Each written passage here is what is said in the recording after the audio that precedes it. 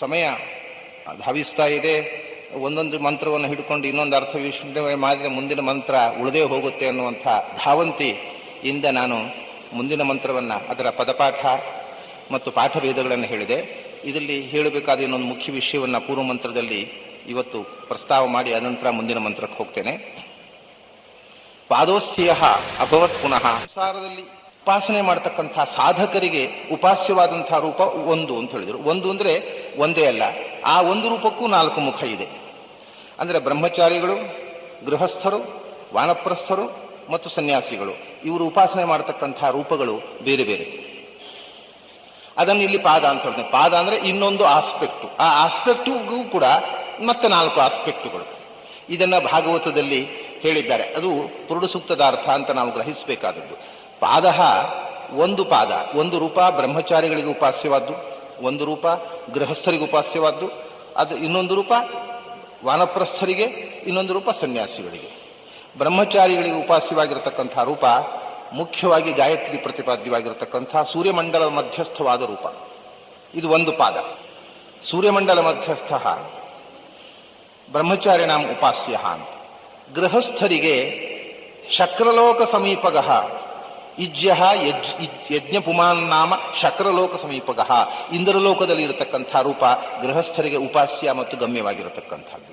ವಾನಪ್ರಸ್ಥರಿಗೆ ವನಿನಾಂ ಮೇರು ಮಧ್ಯಗಃ ಅಂತ, ಮೇರು ಪರ್ವತದ ಶಿಖರದಲ್ಲಿ ಇರತಕ್ಕಂಥ ರೂಪ ಗಮ್ಯವಾದದ್ದು ಮತ್ತು ಉಪಾಸ್ಯವಾದದ್ದು. ಮತ್ತು ಸನ್ಯಾಸಿಗಳಿಗೆ ಯತೀನಾಂ ಧ್ರುವಲೋಕಸ್ಥ, ಧ್ರುವ ನಕ್ಷತ್ರದಲ್ಲಿ ಇರತಕ್ಕಂಥ ಶಿಂಶುಮಾರ ನಾಮಕನಾಗಿರತಕ್ಕಂಥ ಭಗವಂತ ಗಮ್ಯನೂ ಉಪಾಸ್ಯನೂ ಆಗಿರ್ತಕ್ಕಂಥ. ಮತ್ತೆ ಈ ಭೂಮಿಯಲ್ಲಿ ಉಪಾಸ್ಯವಾಗಿರ್ತಕ್ಕಂಥ ಸಾಧಕರಿಗೆ ಉಪಾಸ್ಯವಾದಂತಹ ಪಾದವೂ ಕೂಡ ಒಂದೊಂದು ಪಾದವು ಚತುಷ್ಪಾತ್.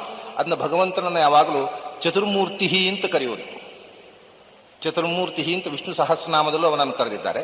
ಹೀಗೆ ಒಂದೊಂದು ಪಾದವು ಚತುರ್ವಿಧ. ಆ ಒಂದೊಂದು ಕೂಡ ಪುನಃ ಚತುರ್ವಿಧ. ಅದೇ ಚತಸ್ರಶ್ಚತುರ್ಧ, ಚತಸ್ರಶ್ಚತುರ್ಧಾನ್. ವಾಸುದೇವ, ಸಂಕರ್ಷಣ, ಪ್ರದ್ಯುಮ್ನ, ಅನಿರುದ್ಧ ಅಂತೂ ನೀವು ಈ ರೂಪವನ್ನು ಕರೀಬಹುದು.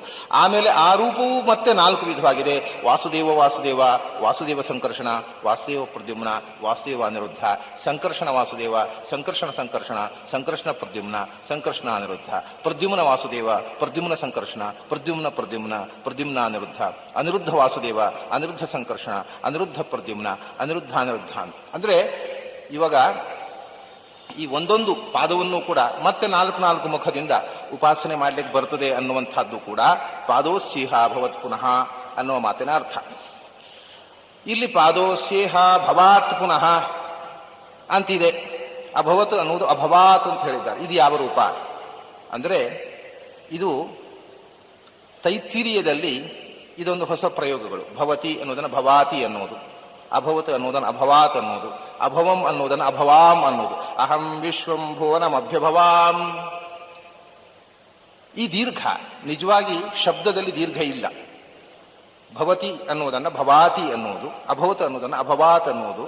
ಇದು ಯಾಕೆ ಹೇಳುವುದು ಅನ್ನೋದನ್ನ ಮೊನ್ನೆ ನಾನು ಪೂರುಷಃ ಅನ್ನುವಲ್ಲಿ ಹೇಳಿದ್ದೆ. ಪೂರುಷಃ ಅಂದರೆ ದೀರ್ಘ ಇಲ್ಲದೆ ಇದ್ದಲ್ಲಿ ದೀರ್ಘ ಹಾಕುವುದು, ಅದನ್ನು ಒತ್ತು ಕೊಡುವುದಕ್ಕೋಸ್ಕರ, ಅವಧಾರಣೆಗೋಸ್ಕರ ಅಂತ. ಇನ್ನೊಂದು ಸೂತ್ರ ಇದೆ, ದೈರ್ಘ್ಯಂ ಪ್ಲುತಂಚ ಹಿಂಕಾರ ಬಿಂದುರಪ್ಯವಧಾರಣೆ. ದೀರ್ಘ ಇಲ್ಲದಲ್ಲಿ ದೀರ್ಘವನ್ನು ಹಾಕುವುದು. ಹಿಂದೆ ನಾನು ಬೇರೆ ಒಂದು ಹೇಳಿದೆ, ಏನು ಅಂದ್ರೆ ಸಂಹಿತಾದಲ್ಲಿ ದೀರ್ಘ ಇದೆ, ಪದಪಾಠದಲ್ಲಿ ದೀರ್ಘ ಇಲ್ಲ. ಅದು ಒಂದು. ಪದಪಾಠದಲ್ಲೂ ದೀರ್ಘ ಇರುತ್ತದೆ ಅಂತ ಇಟ್ಟುಕೊಳ್ಳಿ. ಶಬ್ದದಲ್ಲಿ ದೀರ್ಘ ಇಲ್ಲ, ಆದರೆ ಪದಪಾಠದಲ್ಲೂ ದೀರ್ಘ ಇರುತ್ತದೆ. ಆಗ ದೀರ್ಘಕ್ಕೆ ಏನರ್ಥ ಅಂದ್ರೆ, ಅದನ್ನು ನಾನು ಮೊನ್ನೆ ನಮ್ಮ ಭಾಷೆಗಳಲ್ಲೂ ಆ ರೀತಿಯ ಪ್ರಯೋಗ ಇದೆ ಅನ್ನೋದನ್ನೇ. ಪ್ಲುತ ಮತ್ತು ದೀರ್ಘ ಎರಡೂ ಕೂಡ ಪ್ಲುತವೂ ಆಗಬಹುದು. ದೀರ್ಘವಾಗಿ ಹೇಳೋದು 3 ಮಾತ್ರೆಗೆ ಎಳೆಯೋದು, 2 ಮಾತ್ರೆ ಎಳೆಯೋದು, 3 ಮಾತ್ರೆಗಳಿಗಿಂತ ಹೆಚ್ಚು. ಇದನ್ನು ಏನು ಎಳಿತೇವೆ ನಾವು, ಆ ದೀರ್ಘ ಮತ್ತು ಪ್ಲುತಕ್ಕೆ ಅರ್ಥ ಏನು ಅಂದ್ರೆ ಅವಧಾರಣೆ. ಆ ಹೇಳಿದ ಮಾತಿಗೆ ಒತ್ತು ಕೊಡುವುದೇ ದೀರ್ಘದ ಮತ್ತು ಪ್ಲುತದ ಅರ್ಥ. ಇನ್ನು ಬಿಂದುರಪ್ಯವಧಾರಣೆ, ಹಿಂಕಾರ ಬಿಂದು. ಈ ಹಿಂಕಾರ ಅನ್ನತಕ್ಕಂಥದ್ದು ವೇದದಲ್ಲಿ ಮಾತ್ರ ಬರತಕ್ಕಂಥದ್ದು. ಕಾರಣ ಏನು ಅಂದ್ರೆ ವೇದದಲ್ಲಿ ಮತ್ತು ಲೋಕದಲ್ಲಿ, ಸಂಗೀತದಲ್ಲಿ ಇದು ಹಿಂಕಾರ ಅನ್ನೋದು ಸಾಮವೇದದಲ್ಲಿ ಮಾತ್ರ ಬರುವಂತಹದ್ದು. ಅದರಿಂದ ಗಾನಕ್ಕೆ ಸಂಬಂಧಪಟ್ಟದ್ದು. ಹಿಂಕಾರ ಅಂದ್ರೆ ಈಗ ಸಾಮವೇದಿಗಳೂ ಕೂಡ ಇದನ್ನ ತಪ್ಪಾಗಿ ಮಾಡ್ತಾ ಇದ್ದಾರೆ. ಹಿಂಕಾರ ಅನ್ನೋದು ಸಾಮಗಾನ ಮಾಡತಕ್ಕಂಥ ಸಪ್ತ ವಿಭಾಗಗಳಲ್ಲಿ ಒಂದು ಹಿಂಕಾರ. ಹಿಂಕಾರ ಆದಿ. ಆದಿ ಅಂದರೆ ಓಂಕಾರವನ್ನು ಹೇಳುವುದು. ಆಮೇಲೆ ಹಿಂಕಾರವನ್ನು ಹೇಳುವುದು ಅಂತ ಏನು ಹೇಳ್ತಾರೆ ಅಂದ್ರೆ, ಈಗ ಹಿಂಕಾರ ಸಹಿತವಾಗಿ ಸಾಮಗಾನ ಮಾಡುವಾಗ ಹಿಂ ಅಂತಾರೆ. ಇದು ಹಿಂಕಾರ ಅಂದ್ರೆ ಹಿಂ ಅಂತ ಹೇಳೋದಲ್ಲ. ಹಿಂಕಾರ ಅನ್ನುವುದನ್ನ ಕೆಲವು ಕಡೆ ಹುಂಕಾರ ಅಂತಾರೆ, ಕೆಲವು ಕಡೆ ಹಿಂಕಾರ ಅಂತಾರೆ. ಇದು ಹುಮ್ಮು ಅಲ್ಲ ಹಿಮ್ಮು ಅಲ್ಲ, ಇದರ ಮಧ್ಯದ ಅಕ್ಷರ. ಅಂದ್ರೆ ಅದನ್ನು ಹೇಗೆ ಅಂದ್ರೆ ಅದು ಋಷಭಸ್ವರ ಅಂತ ಹೇಳ್ತಾರೆ. ಋಷಭಸ್ವರ ಅಂತ ಅಂದ್ರೆ ಗೋವುಗಳು ಹೂಂಕರಿಸ್ತಾವಲ್ಲ, ಅಂದ್ರೆ ಅದನ್ನು ಹಿಂ ಅಂತ ಹೇಳೋದಲ್ಲ, ಹುಂ ಅಂತ ಹೇಳೋದಲ್ಲ. ಇದು ಹುಂಕಾರ ಅಥವಾ ಹಿಂಕಾರ. ಅದು ಹುಂಕಾರ ಯಾಕಂದ್ರೆ ಹೂ ಅಂತ ಹೇಳೋದಿಲ್ಲ, ಹೀ ಅಂತ ಹೇಳಿದ್ರೆ ಮಧ್ಯದಲ್ಲಿ ನಾವು ಮೂಗಿನಲ್ಲಿ ಹೇಳೋದು, ಬಾಯಲ್ಲಿ ಹಾ ಇಲ್ಲಿ ಹಾ ಹೀ ಹೂ ಎರಡೂ ಇಲ್ಲ. ಈ ನಾದ ಉಂಟಲ್ಲ, ಇದು ಅವಧಾರಣೆಗೆ. ಸಂಗೀತದಲ್ಲಿಯೂ ಎಳೆಯುವುದು ಉಂಟಲ್ಲ, ಸಂಗೀತದಲ್ಲಿ ಆ ಆಲಾಪ ಉಂಟಲ್ಲ, ಅದು ಅವಧಾರಣೆಗೋಸ್ಕರ ಇರುವಂಥದ್ದು. ಸಾಮ್ಯದಲ್ಲಿ ಹುಂಕಾರ ಅಥವಾ ಹಿಂಕಾರ ಅವಧಾರಣೆಗೋಸ್ಕರ ಇರುವಂಥದ್ದು. ಬಿಂದು ಸೊನ್ನೆ ಇಲ್ಲದಲ್ಲಿ ಸೊನ್ನೆ ಹಾಕಿದ್ರೆ ಇದು ಬಹಳ ವಿರಳವಾಗಿ ವೇದದಲ್ಲಿ ಪ್ರಯೋಗ ಇದೆ. ಲೋಕದಲ್ಲಿ ಇದಕ್ಕೆ ದೃಷ್ಟಾಂತ ಪ್ರಾಯ ಸಿಗೋದಿಲ್ಲ. ವೇದದಲ್ಲಿ ಬಹಳ ವಿರಳವಾಗಿ ಅಶನಾಯಾಹಿ ಮೃತ್ಯುಹು ಅಂತ ಹೇಳಬೇಕು. ಐತರೆಯ ಉಪನಿಷತ್ತು ಅದನ್ನ ಅಶನಾಯಾಂ ಹಿ ಮೃತ್ಯುಹು ಅಂತಾರೆ. ಅಶನಾಯಾಂ ಹಿ ಮೃತ್ಯುಹು, ಅಲ್ಲಿ ಯಾಂ ದ್ವಿತೀಯ ವಿಭಕ್ತಿ ಅಲ್ಲ, ಅದು ಅಶನಾಯ ಪ್ರಥಮ ಏಕವಚನ, ಅದು ದ್ವಿತೀಯ ಅಲ್ಲ. ಅಶನಾಯಾಂ ಅಲ್ಲ, ಅಶನಾಯ. ಈ ಇಡೀ ಜಗತ್ತನ್ನ ಅಶನ ಏಕಾಪೋಷಣ ಮಾಡತಕ್ಕಂಥ ಶಕ್ತಿಯೇ ಮೃತ್ಯುನಾಮಕವಾದ ಭಗವಂತ ಅಂತ. ಅಶನಾಯಾ ಹಿ ಮೃತ್ಯುಹು ಅಂತ ಆಗಬೇಕು. ಅಶನಾಯಾಂ ಹಿ ಮೃತ್ಯುಹು ಅಂತ ಹೇಳ್ತಾರೆ. ಅಲ್ಲಿ ಬಿಂದುರಪ್ಯ ಅವಧಾರಣೆ.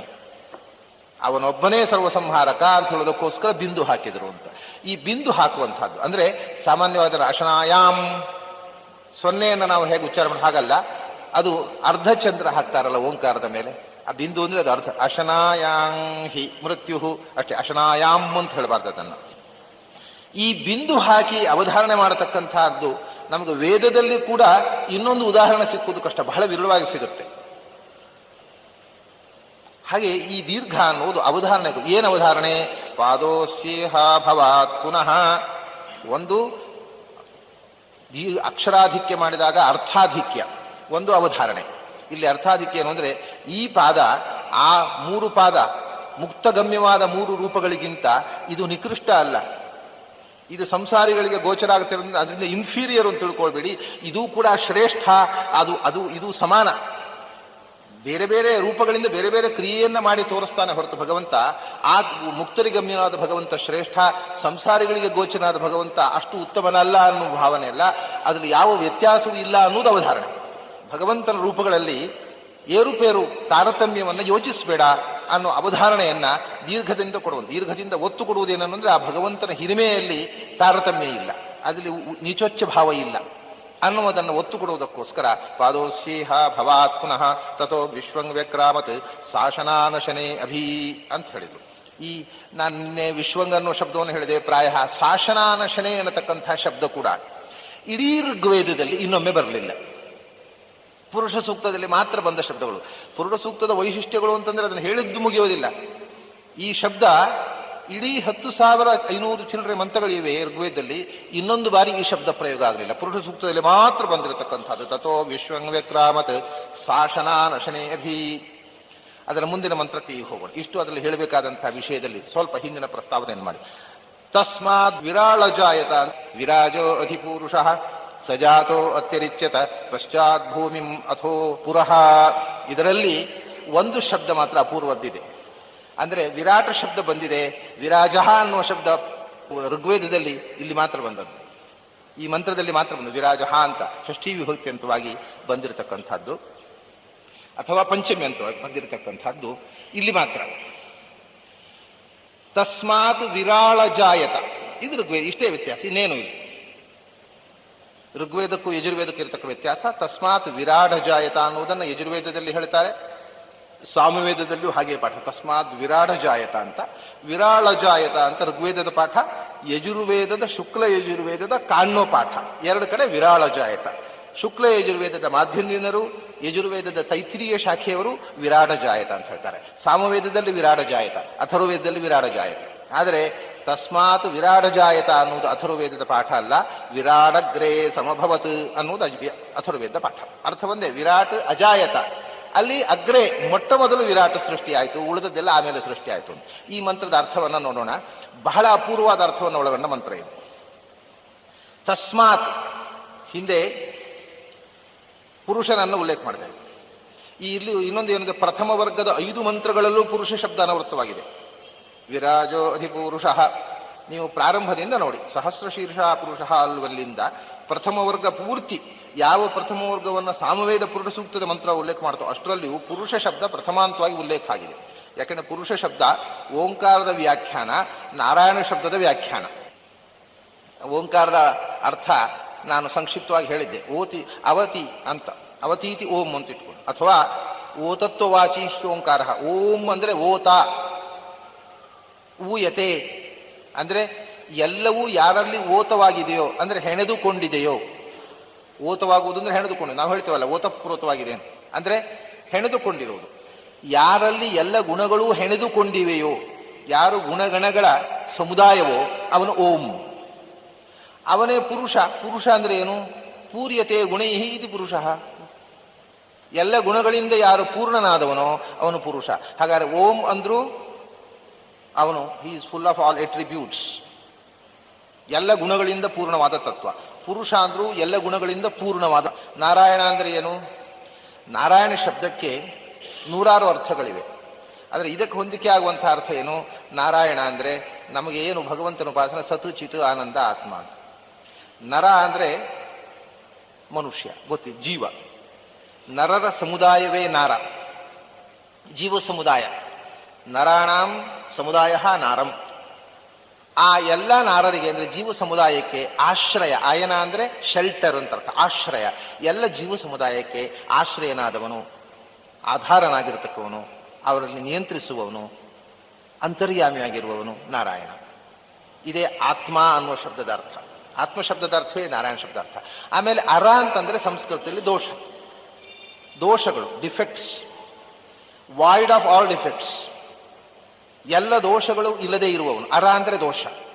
ಅರಗಳಿಗೆ ಅಯನ ಅಂದ್ರೆ ದೋಷಗಳಿಗೆ ಆಶ್ರಯನಾದವ ಅರಾಯಣ. ಅರಾಯಣ ಅಲ್ಲದವನು ಅಂದ್ರೆ ನಾರಾಯಣ, ನಿರ್ದೋಷನಾದವನು. ಯಾರು ಅರಗಳಿಗೆ ಆಶ್ರಯನೋ ಅವನು ಅರಾಯಣ ಅಂದ್ರೆ ದೋಷಗಳುಳ್ಳವ. ನಾವೆಲ್ಲ ಅರಾಯಣರು, ಅವನು ನಾರಾಯಣ ಅಷ್ಟೇ. ದೋಷಗಳಿರುವವರು ಅರಾಯಣರು, ದೋಷಗಳಿಲ್ಲದ ತತ್ವ ನಾರಾಯಣ. ಅರಗಳಿಗೆ ವಿರುದ್ಧವಾದದ್ದು ನಾರ, ಆಪೋಸಿಟ್ ಅಂದ್ರೆ ಗುಣ. ಗುಣಗಳಿಗೆ ನಾರ ಅಂದ್ರೆ ಗುಣ, ನಾರಗಳಿಗೆ ಆಶ್ರಯನಾದವನು ನಾರಾಯಣ. ಅಂದ್ರೆ ಯಾರಲ್ಲಿ ಪೂರ್ಣ ಗುಣಗಳು ತುಂಬಿದೆಯೋ ಅವನು ನಾರಾಯಣ, ಯಾರಲ್ಲಿ ಯಾವ ದೋಷಗಳೂ ಇಲ್ಲವೋ ಅವನು ನಾರಾಯಣ, ಯಾರು ಎಲ್ಲ ನರರಿಗೆ ಆಶ್ರಯನಾಗಿದ್ದಾನೋ ಅವನು ನಾರಾಯಣ. ಮತ್ತೆ ಸೃಷ್ಟಿಯ ಆರಂಭದಲ್ಲಿ ಭಗವಂತನಿಂದ ಸೃಷ್ಟವಾಗಿರತಕ್ಕಂಥದ್ದು ನರ ಅಂದ್ರೆ ನಾಶರಹಿತನಾದಂಥ ಭಗವಂತ. ಅವನಿಂದ ಸೃಷ್ಟವಾದವುಗಳು ಆಪೋ ನಾರ ಇತಿ ಪ್ರೋಕ್ತಾಹ. ಈ ಪ್ರಳಯಾರ್ಣವ ಅಂತ ಮೊದಲು ಭಗವಂತ ಸಮುದ್ರಶಾಹಿಯಾಗಿದ್ದ ಅಂತ ಹೇಳ್ತೇವಲ್ಲ, ಆ ಭಗವಂತ ಸೃಷ್ಟಿ ಮಾಡಿದ ನೀರು. ನೀರು ಅಂದ್ರೆ ಏನು? ನೀರು ಅಂದ್ರೆ ಪಂಚಭೂತಗಳಲ್ಲಿ ಸೇರಿದ ನೀರಲ್ಲ, ಪ್ರಕೃತಿಯ ಸೂಕ್ಷ್ಮ ಸ್ಥಿತಿಯನ್ನು ನೀರು ಅಂತ ಹೇಳ್ತಾರೆ. ಪ್ರಕೃತಿಯ ಅತ್ಯಂತ ಸೂಕ್ಷ್ಮವಾದ ಸ್ಥಿತಿ. ಇನ್ನು ಬ್ರಹ್ಮಾಂಡ ಸೃಷ್ಟಿ ಆಗಲಿಲ್ಲ, ಇನ್ನು ಪಂಚಭೂತಗಳ ಸೃಷ್ಟಿ ಆಗಲಿಲ್ಲ. ಮತ್ತೇನ್ ಮಾಡಿದವ? ಅಪ ಏವ ಸಸರ್ಜಾದೌ ತಾಸು ವೀರ್ಯಮವಾಸೃಜತ್ ತದಂಡಮಭವದ್ಧೈಮಂ ಸಹಸ್ರಾಂಶ ಸಮಪ್ರಭಂ. ಮೊದಲು ನೀರನ್ನು ಸೃಷ್ಟಿ ಮಾಡಿದ, ನೀರಿನಲ್ಲಿ ಬ್ರಹ್ಮಾಂಡವನ್ನು ಸೃಷ್ಟಿ ಮಾಡಿದ ಅಂತ. ನೀರು ಎಲ್ಲಿತ್ತು? ಬ್ರಹ್ಮಾಂಡ ಇಲ್ಲ ಆದ್ರೆ ನೀರು ಎಲ್ಲಿತ್ತು? ನೀರನ್ನು ಸೃಷ್ಟಿ ಮಾಡಿದ ನೀರು ಎಲ್ಲಿತ್ತು? ನೀರು ಇರಬೇಕಾಗಿದ್ರೆ ಮೊದಲು ಭೂಮಿ ಇರಬೇಕಲ್ಲ, ಭೂಮಿಯಲ್ಲಿ ನೀರಿರೋದು. ನೀರು ಭೂಮಿಯೇ ಇರದೆ ನೀರೆಲ್ಲಿತ್ತು? ಅವನು ಎಲ್ಲ ನಾಶವಾಯಿತು, ಯಾವುದೂ ಇರಲಿಲ್ಲ. ನಾಸುದಾಸೀನ್ ನೋಸುದಾಸಿತ್ತದಾನೀಂ. ಮತ್ತೆ ಸಲಿಲಮಾ ಇದಂ, ಏನೂ ಇರಲಿಲ್ಲ. ಪೃಥ್ವಿ ಇಲ್ಲ, ಅಗ್ನಿ ಇಲ್ಲ, ಜಲ ಇಲ್ಲ, ವಾಯು ಇಲ್ಲ, ಆಕಾಶ ಇಲ್ಲ. ಮತ್ತೇನಿತ್ತು? ನೀರಿತ್ತು. ಏನ್ರಿ ಇದು? ಪೃಥ್ವಿ ಇಲ್ಲ, ನೀರಿಲ್ಲ, ಬೆಂಕಿ ಇಲ್ಲ, ನೀರಿತ್ತು ಅಂತೀರಿ. ಮೊದಲು ಹೇಳಿದ್ ಮರೆತು ಹೋಯ್ತು. ಪಂಚಭೂತಗಳು ನಾಶವಾದ ಮೇಲೆ ಸಮುದ್ರ ಇರೋದು ಹೇಗೆ? ಇದೆಲ್ಲ ಏನಂದ್ರೆ ಇದನ್ನ ಸರಿಯಾಗಿ ವಿವರಿಸಿ ಹೇಳದೇ ಇರುವುದರಿಂದ ಲೌಕಿಕರಿಗೆ ಬಹಳ ಅಪನಂಬಿಕೆ ಬಂದ್ಬಿಡುತ್ತೆ ಈ ಮಂತ್ರಗಳ ಬಗ್ಗೆ. ಎಷ್ಟು ಸೈಂಟಿಫಿಕ್ ಆಗಿದೆ ಈ ಮಂತ್ರ. ನಾಸದಾಸೀನ್ನೋ ಸದಾಸೀತ್ತದಾ ನೀಂ ನಾಸೀದ್ರಜೋ ವ್ಯೋಮಾಪರೋಯತನ್. ಸತ್ತು ಇರಲಿಲ್ಲ, ಅಸತ್ತು ಇರಲಿಲ್ಲ. ಇದೇ ಮೇಲ್ನೋಟಕ್ಕೆ ವಿಚಿತ್ರವಾಗಿ ಕಾಣೋದು. ಸತ್ತು ಇರಲಿಲ್ಲ, ಸತ್ ಅಂದ್ರೆ ಎಕ್ಸಿಸ್ಟೆಂಟ್. ಸತ್ತಿರಲಿಲ್ಲ ಅಂದ್ರೆ ಎಕ್ಸಿಸ್ಟೆಂಟ್. ಯಾವುದು ಎಕ್ಸಿಸ್ಟ್ ಆಗಿತ್ತು ಅಲ್ಲಿಯ ತನಕ ಅದು ನಾಶವಾಯಿತು. ಅರ್ಥ ಆಗ್ತಾ ನಮಗೆ. ಯಾವುದು ಇತ್ತೋ ಅದು ಇರಲಿಲ್ಲ. ಅಸತ್ತು ಅಂದ್ರೆ ನಾನ್ ಎಕ್ಸಿಸ್ಟೆಂಟ್. ಅದು ಇರಲಿಲ್ಲ ಅಂದೇನು, nonexistent was nonexistent ಅಂತ ಹೇಳ್ಬೇಕೇನದು? Nonexistent was nonexistent ಅಂತ ಹೇಳ್ಬೇಕೇನು? ಬುದ್ಧಿ ಇದ್ದವ್ರು ಹೆಂಗೆ ಹೇಳೋದಿಲ್ಲ? ಅಸತ್ತು ಇರಲಿಲ್ಲ ಅಂತ, ಇಲ್ಲದೆ ಇದ್ದದ್ದು ಇರಲಿಲ್ಲ, ಇಲ್ಲದೆ ಇದ್ದದ್ದು ಇತ್ತು ಅಂತ ಯಾರು ಹೇಳಿದ್ರು ನಿಮ್ಮ ಹತ್ರ? ಇವಾಗ ಪ್ರಳಯ ಕಾಲದಲ್ಲಿ ಮನುಷ್ಯ ಇರಲಿಲ್ಲ ಹೇಳ್ಬೇಕು, ಮನುಷ್ಯನಿಗೆ ಕೋಡೂ ಇರಲಿಲ್ಲ ಹೇಳ್ಬೇಕೇನು? ಮತ್ತೆ ಪ್ರಳಯದಲ್ಲಿ ಸೃಷ್ಟಿಯಲ್ಲೂ ಇರಲಿಲ್ಲ. ಪ್ರಳಯ ಕಾಲದಲ್ಲಿ ಮೊಲ ಇರಲಿಲ್ಲ, ಮೊಲಕ್ಕೆ ಕೋಡೂ ಇರಲಿಲ್ಲ. ಪ್ರಳಯ ಕಾಲದಲ್ಲಿ ಕುದುರೆಯೂ ಇಲ್ಲ, ಕುದುರೆಗೆ ಕೋಡೂ ಇಲ್ಲ, ಹಿಂಗೆ ಹೇಳ್ಬೇಕೇನು? ಕುದುರೆ ಇಲ್ಲ ಅಂತ ಹೇಳಿ ಸಾಕು, ಕುದುರೆ ಕೋಡು ಇತ್ತು ಅಂತ ಯಾರ ಸಂಶಯ ಇದ್ದ ತಾನು ಇರಲಿಲ್ಲ ಅಂತ ಹೇಳಬೇಕು. ಇರೋ ಪಾಸಿಬಿಲಿಟಿಯೇ ಯಾವುದಕ್ಕಿಲ್ವೋ ಅದು ಇರಲಿಲ್ಲ ಅಂತ ಯಾಕೆ ಹೇಳಬೇಕು? ಆದ್ರಿಂದ ನಾಸದಾಸಿನ್ನೋ ಸದಾಸಿದನ್ನುವಾಗಲೇ ಸಾಮಾನ್ಯ ಜನರಿಗೆ ಅರ್ಥವಾಗೋದಿಲ್ಲ. ಸತ್ ಅಸತ್ ಅನ್ನೋದನ್ನ ಏನ್ ಅರ್ಥ ಹೇಳ್ತಾನೆ? ಸತ್ ಅಂದ್ರೆ a thing which has form. ಅಸತ್ ಅಂದ್ರೆ ಫಾರ್ಮ್ಲೆಸ್. ಆಕಾರ ಇರುವ ವಸ್ತುವು ಇಲ್ಲ, ಆಕಾರ ಇಲ್ಲದ ವಸ್ತುವು ಇಲ್ಲ. ಯಾಕೆಂದ್ರೆ ಗಾಳಿಗೆ ಆಕಾರ ಇಲ್ಲ, ಆಕಾಶಕ್ಕೆ ಆಕಾರ ಇಲ್ಲ. ಆಕಾರ ಇದ್ದ ವಸ್ತುಗಳಷ್ಟೇ ಅಲ್ಲ, ಯಾವ ಸೂಕ್ಷ್ಮ ವಸ್ತುವಿನಿಂದ ಈ ಸ್ಥೂಲ ವಸ್ತುವಿಗೆ ಆಕಾರ ಬಂತೋ ಆ ಸೂಕ್ಷ್ಮ ದ್ರವ್ಯಗಳು ಇರಲಿಲ್ಲ. ಗಾಳಿಯೂ ಇಲ್ಲ, ಗಾಳಿ ಬೀಸ್ತಾ ಇಲ್ಲ. ಅನೀದವಾತಂ ಸ್ವದಯಾತದೇಕಂ. ಅವಾತಂ ನಿರ್ವಾತವಾಗಿತ್ತು, ವ್ಯಾಕ್ಯೂಮ್ ಕ್ರಿಯೇಟ್ ಆಯ್ತು ಅಂತಾರೆ ಪ್ರಳಯ ಕಾಲದಲ್ಲಿ. ಇಡೀ ಪ್ರಪಂಚದಲ್ಲಿ ಗಾಳಿಯೇ ಬೀಸಲಿಲ್ಲ. ಅದು ಅಸತ್ತು ಅಂದ್ರೆ ಅದನ್ನು ಹೇಳೋದವರು. ಆಕಾಶವೂ ಇರಲಿಲ್ಲ. ಇದು ಆಶ್ಚರ್ಯ ಅಲ್ವ? ಇವಾಗ ನಮಗೆ ಕೆಲವು ಸಂಶಯಗಳು ಬರ್ತವೆ. ಅನಂತದ ಬಗ್ಗೆ ನಮಗೆ ಗೊಂದಲಗಳು. ನೋಡಿ, ಆಕಾಶ ಇಲ್ಲ. ಆಕಾಶ ಇಲ್ಲ ಅಂದ್ರೆ ಏನರ್ಥ? ಆಕಾಶ ಇಲ್ಲ ಅಲ್ಲ, ಎಲ್ಲೋ ಒಂದು ಕಡೆ ಆಕಾಶ ಇಲ್ಲ ಅಂತಾದ್ರೆ ಮತ್ತೆ ಏನೋ ಒಂದು ಇರ್ಬೇಕಲ್ಲ ಅಲ್ಲಿ. ಆಕಾಶ ಅಂದ್ರೆ ಏನೂ ಇಲ್ಲದೆ ಇರುವುದು, ಸ್ಪೇಸ್. ಆಕಾಶ ಇಲ್ಲದೆ ಇದ್ರೆ ಏನೋ ಒಂದು ವಸ್ತು ಇರಬೇಕಲ್ಲಿ, ಸಮಥಿಂಗ್ ಮಸ್ಟ್ ಬಿ ದೇರ್.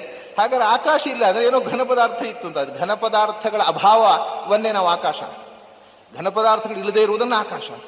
ಆಕಾಶ ಇರಲಿಲ್ಲ ಅಂದ್ರೆ ಇವಾಗ ಇಲ್ಲಿ ಅಲ್ಲಿ ಗೋಡೆ ಇದೆ, ಆದ್ರಿಂದ ಆಕಾಶ ಇಲ್ಲ ಅಂತೀವಿ ನಾವು. ಗೋಡೆ ತೆಗೆದ್ರೆ ಅಲ್ಲಿ ಆಕಾಶ ಇರೋದು. ಆಕಾಶ ಇಲ್ಲ ಅಂದ್ರೆ ಹಾಗೆ ಗೋಡೆ ಇತ್ತೇನು, ಕಂಬ ಇತ್ತೇನು, ಮರ ಇತ್ತೇನು, ಏನು ಘನ ಪದಾರ್ಥ ಇತ್ತೇನು, ಏನಿತ್ತು? ಆಕಾಶವೂ ಇರಲಿಲ್ಲ. ಬಹಳ ಆಶ್ಚರ್ಯಕರವಾದಂತಹ ವಿಷಯ ಇದು.